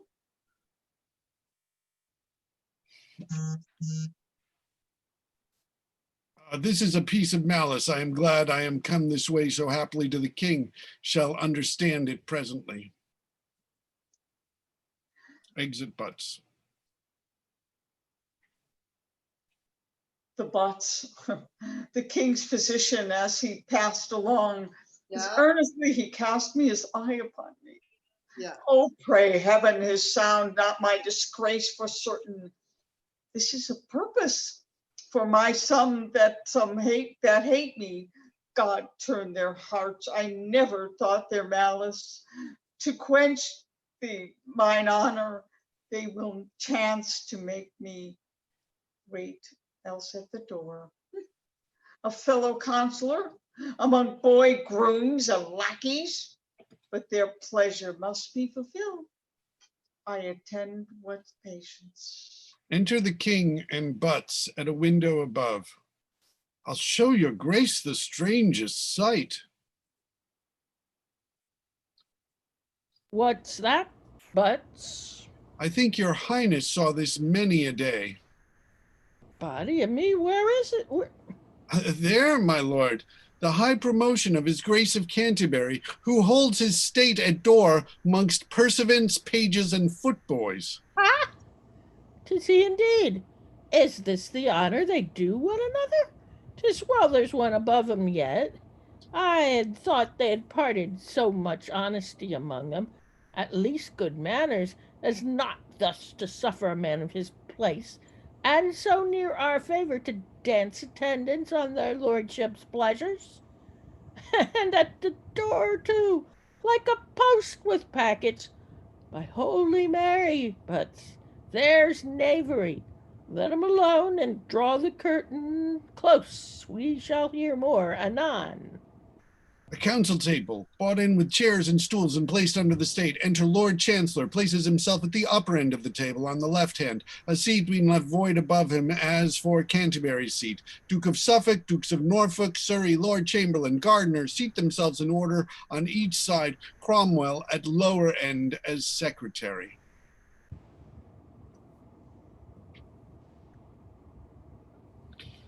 Speak to the business, Master Secretary. Why are we met in council? His honors, the chief cause concerns his Grace of Canterbury. Has he had knowledge of it? Yes. Who waits there? Without, my noble lords, Yes. my lord archbishop, and he stood half an hour to know your pleasures. Let him come in. Your grace may enter now. Cranmer approaches the council table. My good Lord Archbishop, I'm very sorry to sit here at present and behold that chair stand empty.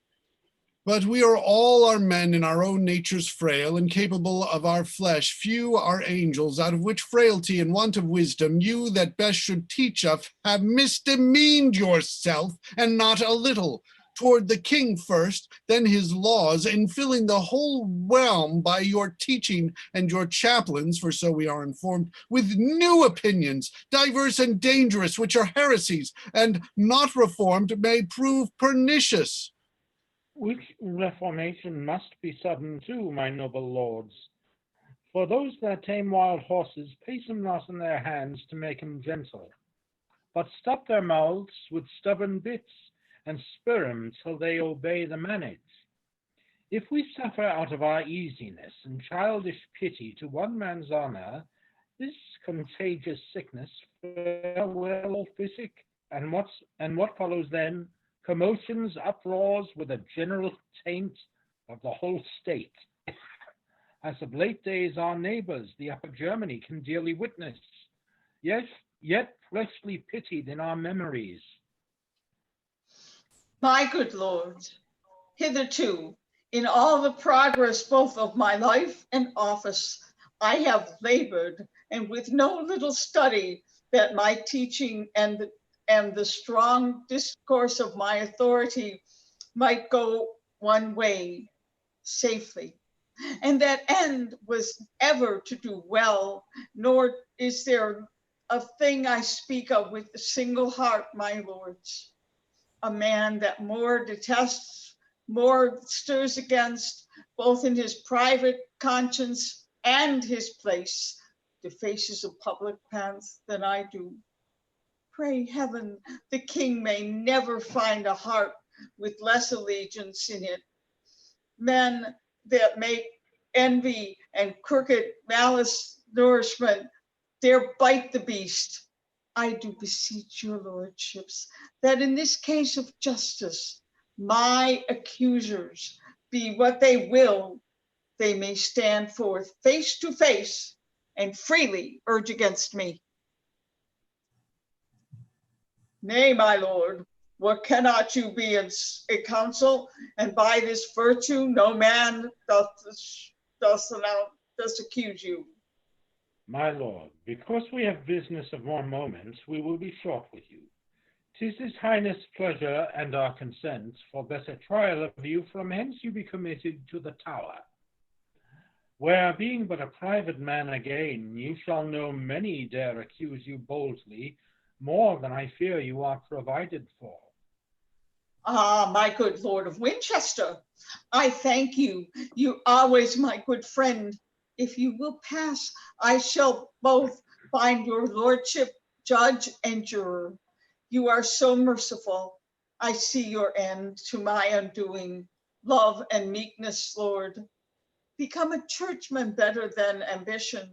With straying sounds, with modest stage again. Cast not away thou shalt clear myself. Lay all the might weight you can upon my patience. I make a little double, and you do conscience in doing daily wrongs. I could say more, but my reverence to your calling makes me modest. My lord, you are a sectary. That's the plain truth.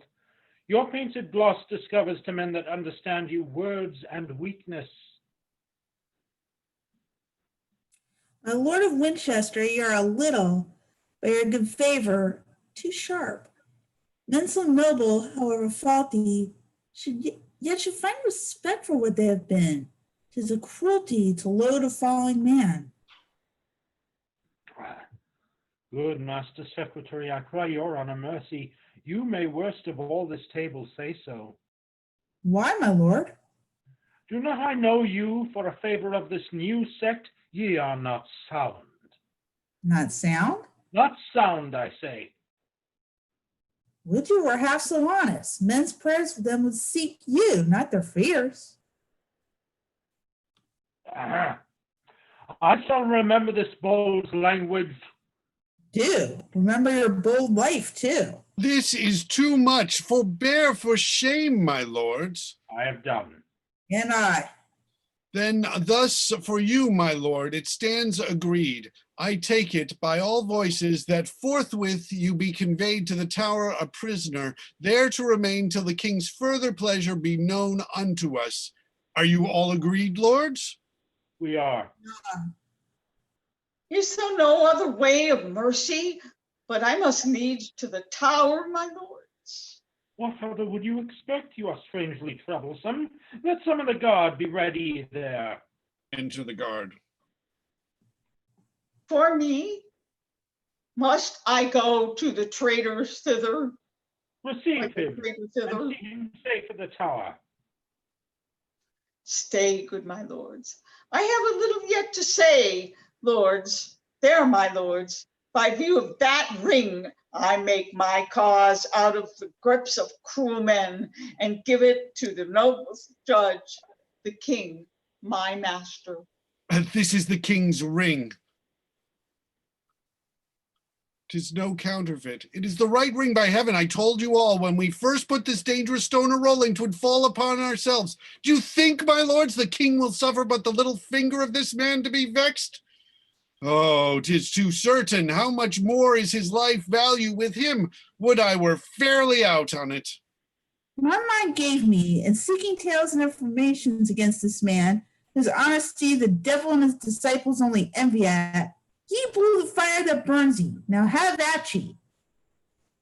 Enter king frowning on them and takes his seat. Dread sovereign, how much are we bound to heaven in daily thanks that gave us such a prince? Not only good and wise, but most religious. One that in all obedience makes the church the chief aim of his honor, and to strengthen that holy duty out of dear respect, his royal self in judgment comes to hear the cause betwixt her and this great offender. You were ever good at sudden commendations, Bishop of Winchester. But no, I come not to hear such flattery now, and in my presence they are too thin and base to hide offenses. To me, you cannot reach. You play the spaniel, and think with wagging of your tongue to win me. But whatsoe'er thou takest me for, I'm sure thou hast a cruel nature and a bloody. Good man, sit down. Now let me see the proudest he that dares most but wag his finger at thee. By all that's holy, he had better starve than but once think his place becomes thee not. May it please your grace? No, sir, it does not please me. I had thought I had men of some understanding and wisdom of my counsel, but I find none. Was it discretion, lords, to let this man, this good man, few of you deserve that title, this honest man, wait like a lousy footboy at chamber door, and one as great as you are? Why, what a shame was this? Did my commission, did ye so far forget yourselves? I gave ye power, as he was a counselor, to try him, not as a groom. There's some of ye, I see, more out of malice than integrity, would try him to the utmost, had ye mean, which ye shall never have while I live. Thus far, my most dread sovereign, may it like your grace to let my tongue excuse all. What was purposed concerning his imprisonment was rather, if there be faith in men, meant for his trial and fair purgation to the world, than malice, I'm sure, in me. Well, well, my lords, respect him, take him and use him well. He's worthy of it. I will say thus much for him. If a prince may be beholding to a subject, I am, for his love and service, so to him. Make me no more ado, but all embrace him. Be friends, for shame, my lords. My lord of Canterbury, I have a suit which you must not deny me. That is, a fair young maid that yet wants baptism. You must be godfather and answer for her. The greatest monarch is now alive. May glory in such honor. How may I deserve it, that I am poor and humble subject to you? Come, come, my lord, you'd spare your spoons. You shall have two noble partners with you, the old Duchess of Norfolk and Lady Marquess Dorset. Will these please you? Once more, my lord of Winchester, I charge you, embrace and love this man. With a true heart and brother love I do it. And let heaven witness how dear I hold this confinement, this confirmation. Good man, those joyful tears show thy true hearts. The common voice, I see, is rarefied of thee, which says thus, do my lord of Canterbury a shrewd turn, and he's your friend forever. Come, lords, we trifle time away. I long to have this young one made a Christian, as I have made ye one, lords. One remain, so I grow stronger, you more honor gain. Exeunt, scena tertia, noise and tumult within. Enter Porter and his man. You leave your noise undone, you rascals! Do you take the court for farish garden? You rude slaves, leave your gaping! Good Master Porter, I belong to the larder. Belong to the gallows and be hanged, you rogue! Is this a place to roar in?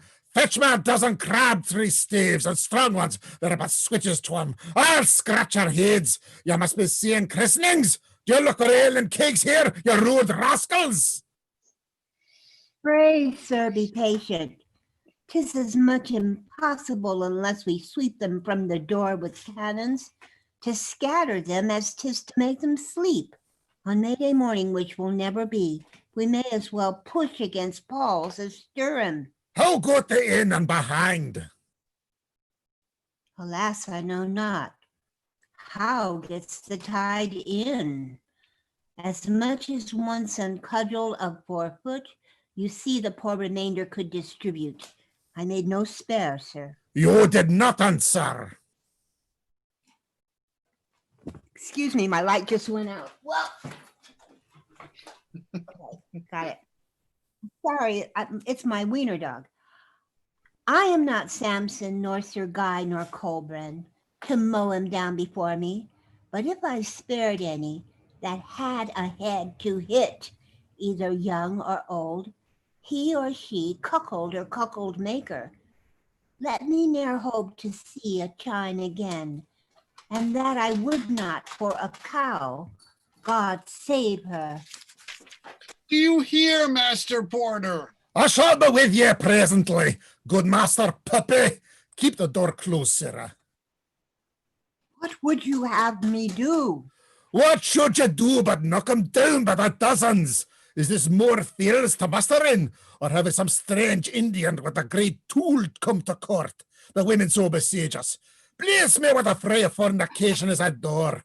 On my Christian conscience, this one christening will beget 1,000.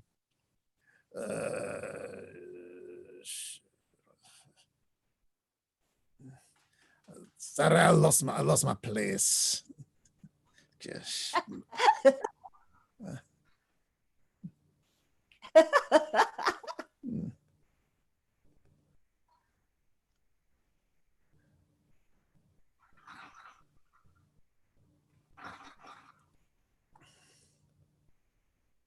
There will be Father, Godfather, and all together is your line. I'm trying to find my place on the screen. Sorry. It's okay. 148 if you're on the PDF. Let's see.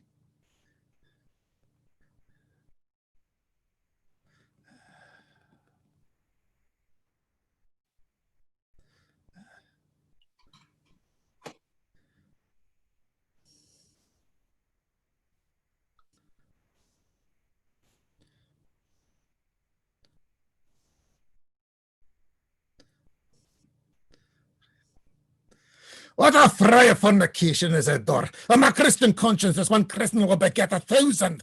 Here with the Father, Godfather, and all together.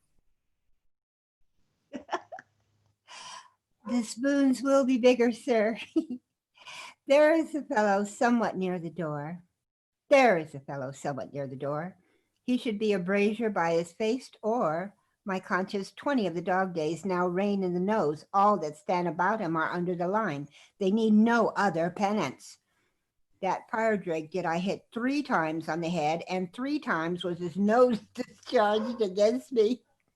He stands there like a mortar piece to blow us.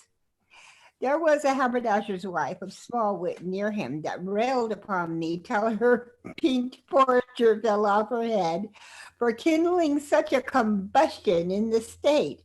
I missed a meteor once and hit that woman who cried out clubs, when I might see from far some 40 truncheoners draw to her succor, which were the hope of the strand where she was quartered. They fell on. I made good my place. At length they came to the broomstaff to me. I defied them still, when suddenly a file of boys behind him, loose shot, delivered such a shower of pebbles that I was fain to draw mine honor in and let them win the work. The devil was amongst them, I think, surely. These are the youths that thunder at a playhouse and fight for bitten apples, that no audience but the tribulation of Tower Hill or the limbs of Limehouse, their dear brothers, are able to endure. I have some of them in limbo patrum, and they are like to dance these 3 days, besides the running banquet of 2 barrels that is to come. Enter Lord Chamberlain. You're muted. You're muted. I know, I saw that. I'm just getting back to the script.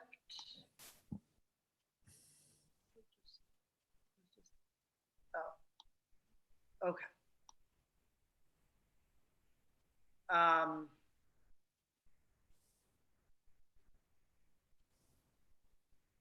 Enter Lord Chamberlain, bottom of 149. Okay.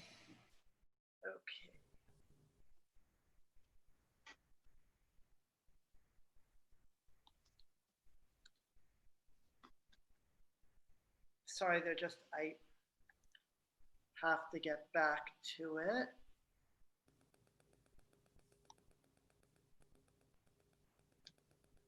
to the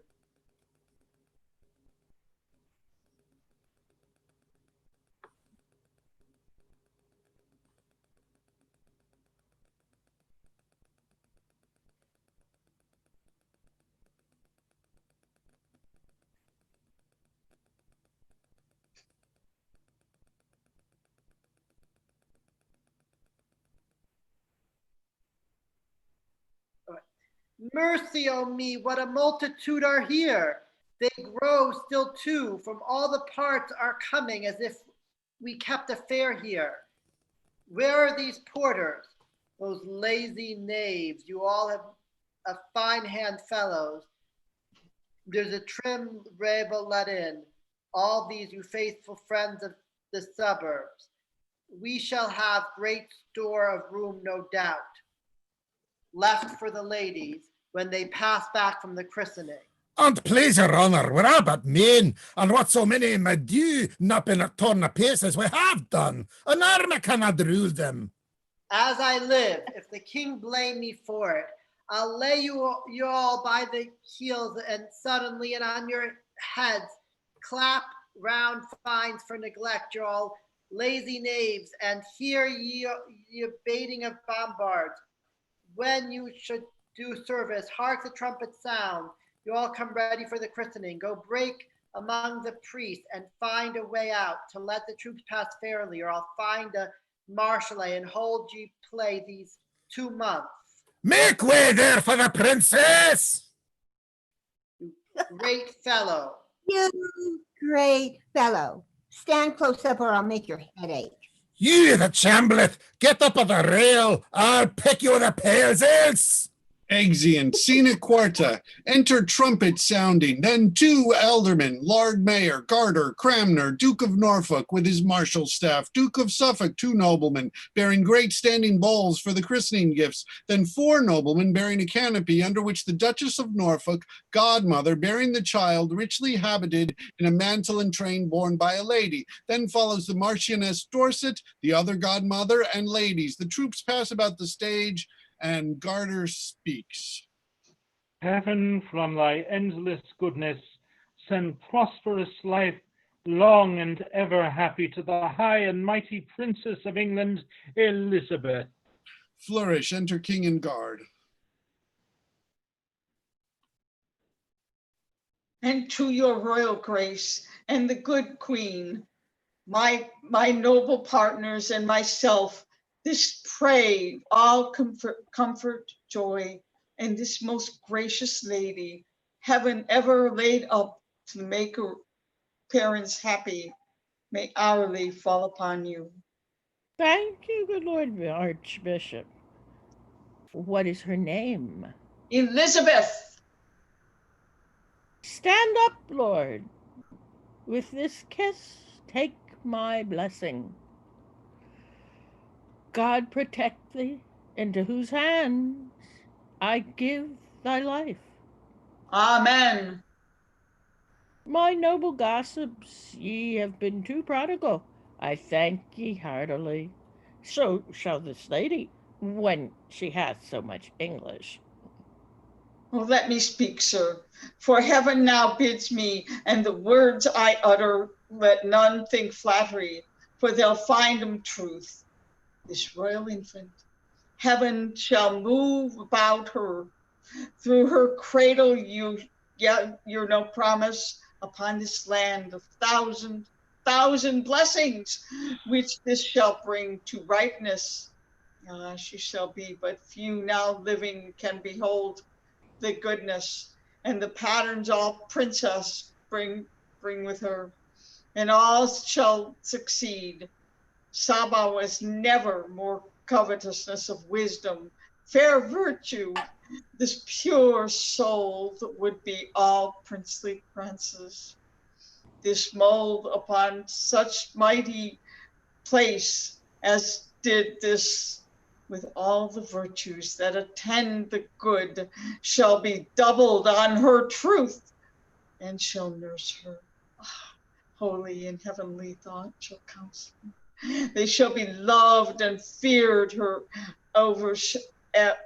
one's own her blessed. Her foes shall shake like fields of heaven's corn and hang their heads with sorrow. Good grows with her. In her days, every man shall eat in safety under her own vine, which she plants, and sings the merry songs of peace to all his neighbors. God shall be truly known, and those from her shall read the perfect ways of honor, and by those claims their greatness, not by blood, nor shall this peace sleep with her, but us. When the bird of wonder dies, the maiden phoenix, her ashes may create another heir, a great admiration as herself. So shall she leave her blessedness to come. With heaven shall call her from this cloud of darkness, whom from the sacred ashes of her honor shall starlight rise and grant a fame of will, and to stand fixed peace, plenty, love, truth, favor, that with the servants to this chosen infant, that shall then be his, and like the vine grew it to him, wherewith the bright sun of heaven shall shine. His honor, oh geez. I'm sorry I lost it. Do you want me to just read the rest of it for you? Yes, I'm sorry. Are you finding it, or do you want me to read it? Yes. Okay. His honor and the greatness of his name shall be and make new nations. He shall flourish and like a mountain cedar reach his branches to all the plains about him. Our children's children shall see this and bless heaven. Thou speakest wonders. She shall be to the happiness of England an aged princess. Many days shall see her, and yet no day without a deed to crown it. Would I had known no more, but she must die, she must, the saints must have her. Yet a virgin, a most unspotted lily, shall she pass to the ground, and all the world shall mourn her. O Lord Archbishop, thou hast made me now a man. Never before this happy child did I get anything. This oracle of comfort has so pleased me that when I am in heaven, I shall desire to see what this child does and praise my Maker. I thank ye all. To you, my good Lord Mayor, and you, good brethren, I am much beholding. I have received much honor by your presence, and ye shall find me thankful. Lead the way, lords. Ye must all see the Queen, and she must thank ye. She will be sick else. This day no man think has business at his house, for all shall stay. This little one shall make it holy day. Exeunt. The epilogue. 'Tis to one this play can never please all that are here. Some come to take their ease and sleep an act or two, but those we fear we are frighted with our trumpets and cannons. So 'tis clear they'll say 'tis naught. Others to hear the city abused extremely and to cry, "That's witty!" which we have not done neither. That I fear all the expected good we're like to hear for this play at this time is only in the merciful construction of good women. For such a one we showed him. If they smile and say 'twill do, I know within a while all the best men are ours, for 'tis ill hap if they hold when their ladies bid 'em clap. Fini! Yay! Hey, we got through it all. Yay, thank you. Thank you very much. I realize it's very late. So if you have to sign off, but I'll promote our one audience to attendee. Thank you all. Thank you so much. This is really terrific. It was a lot of fun, really great work there. A lot of really great stuff. Julie and Tony and Eleanor and everyone, really nice work. So thank you for doing this. I should have more in terms of the July schedule soon. What we know is this week we're doing on Thursday, Timon of Athens at 7:30. And on Saturday, we're reading Declaration of Independence and then Comedy of Errors at 1 o'clock. And I know some of you have already reached out to me about that, and I haven't had a chance to get back to you yet, but I will get back to you about those. And if you haven't reached out to me, then let me know. And so, yeah, this was a lot of fun. It is interesting in terms of sort of, I guess one of the things in watching it, you sort of get the idea that it's like, oh, well, the king is not, at the beginning, he's being manipulated by Wolsey, but now by the end with the whole thing, with the whole stuff with Cranmer and everything, that the king can sort of play his own games is sort of what it is. And of course, yeah, Cromwell is just a somewhat small part here, but was has become much more famous thanks to a lot of recent. Thanks to Hilary Mantel. Yeah, absolutely. Yeah. I noticed a theme in this play. Everyone keeps saying, whether they believe it or not, that it is their honor and their duty and their pleasure to devote themselves entirely to the king's pleasure. Over and over again. And the king, when he's getting his favorite son off the hook, he says, if it were possible for a king to be beholden to a subject, if it were, which is, to say a ridiculous idea, then I would be to him. This play is really shoving it at people that everybody lives and dies and breathes to do service to the king. And that's the purpose of everybody. What I love are the asides where people are speaking their own minds. It's like, yeah, Your Majesty, Your Majesty, There were two mentions in the play, some figure of speech that I don't know, that mentioning spoons. Does anyone know what that's about? Oh, yeah. I had answered that question, but it went privately to Paul. That was the customary gift at a baptism from the godfather to the child and the parents. They give spoons. Okay, well, what about the other mention of spoons? There were two of them.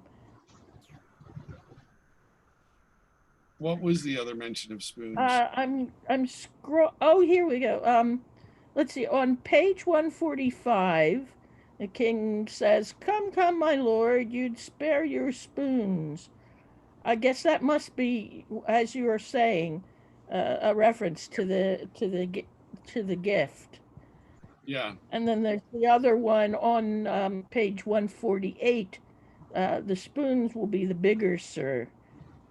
I guess they're both, you have the explanation right. Thank you. Yeah, I think it's that, although I think the other one, when the spoons may be the bigger, sir, it may be a sort of reference to the sort of like, if you want to eat with the devil, you better have a long spoon. Right. Which he uses in The Tempest, so yes. Which is also around the He similar. who would sup with the devil. Yes. Must use a lot. Well, at the christening of Prince William, I mean, this is still a tradition in England. I have a spoon with William's picture on it, and it's a little spoon, but yes, that's exactly right. That was for his baptism. It's this little bitty spoon. I use it for my coffee. I do. Yeah. Yeah, well, there's so many sort of interesting things in there in terms of the, references that we don't get in terms of like all of the sort of ceremony, in terms of like what all of like her vision, that you have this very specific vision of the laurels and how that is like sort of a joyful dream for Catherine, that she'll be happy when she's dead. So, you know, it's, That reminds me. I was watching some blogs last night, blogs that they put over the internet from an actor I admire very much, John Cullum, and his wife. Paul, maybe you know of these. And it was like a weekly thing that maybe they're still putting out.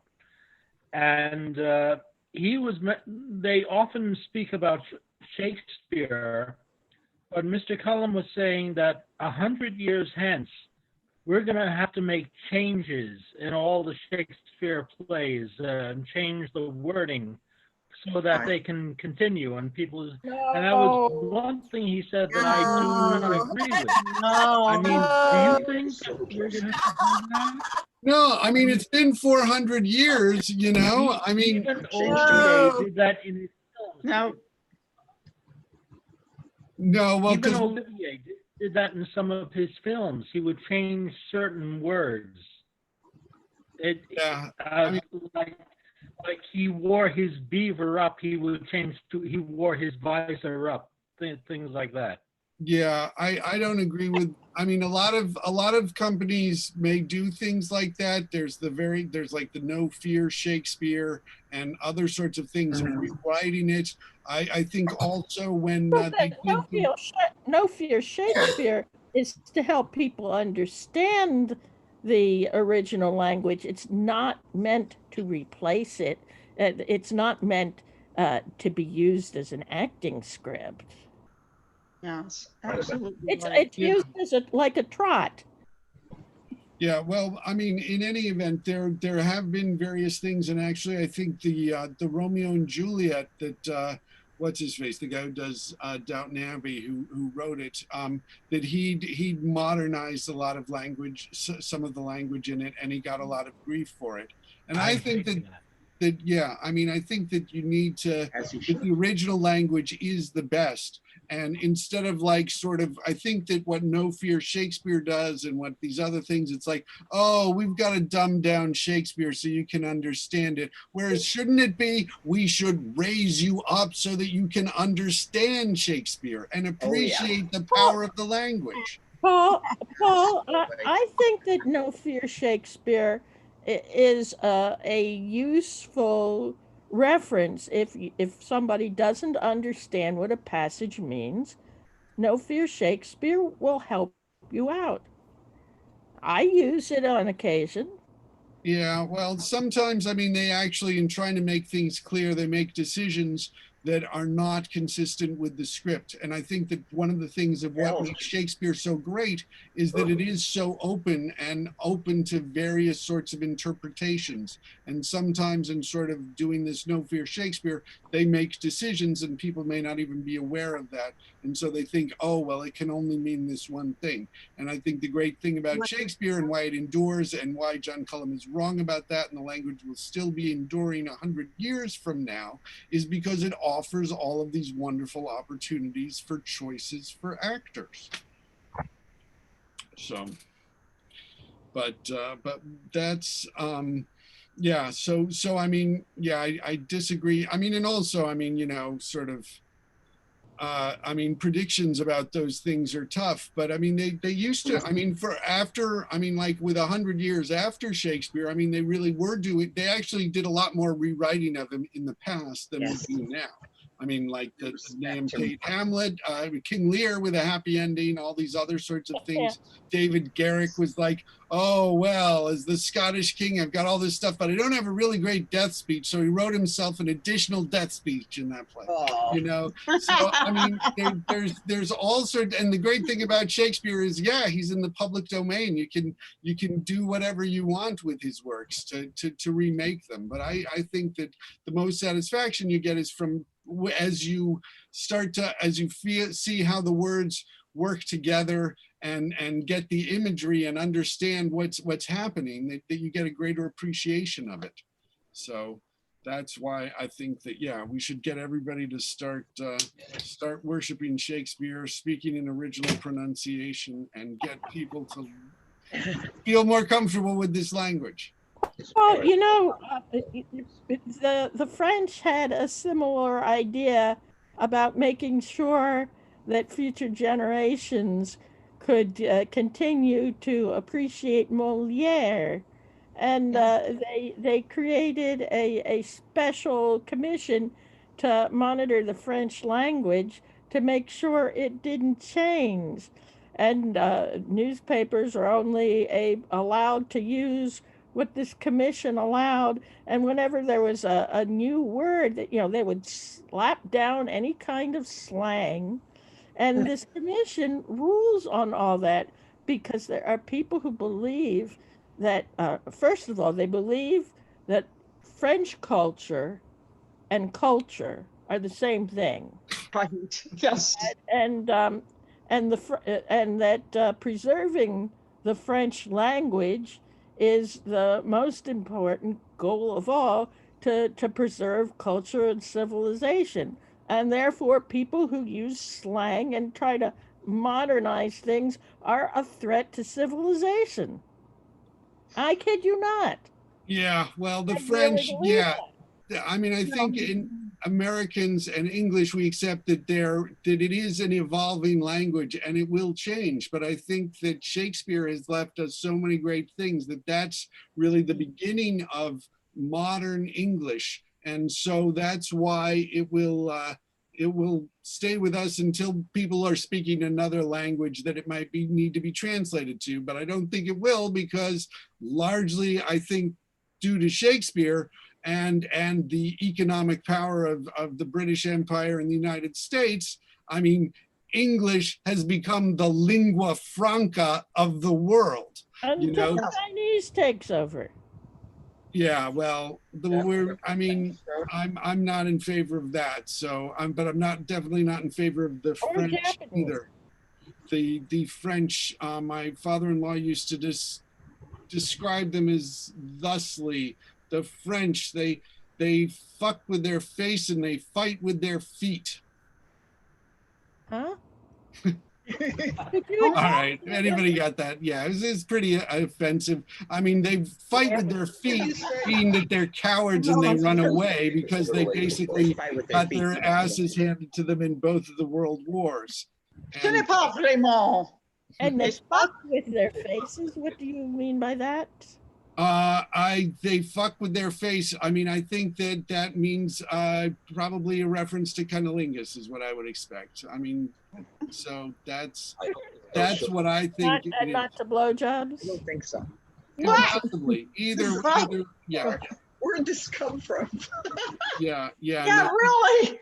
Yeah, that was just an expression he said. I mean, it's like these ideas of the French, that their culture is culture, and they even have their own sort of things that Moliere, that some people think actually Racine was secretly Moliere, which I think is one of the most ridiculous things I've ever heard, because Moliere wrote great comedy and he was from the lower classes, and I have never been able to read a Racine play without falling asleep.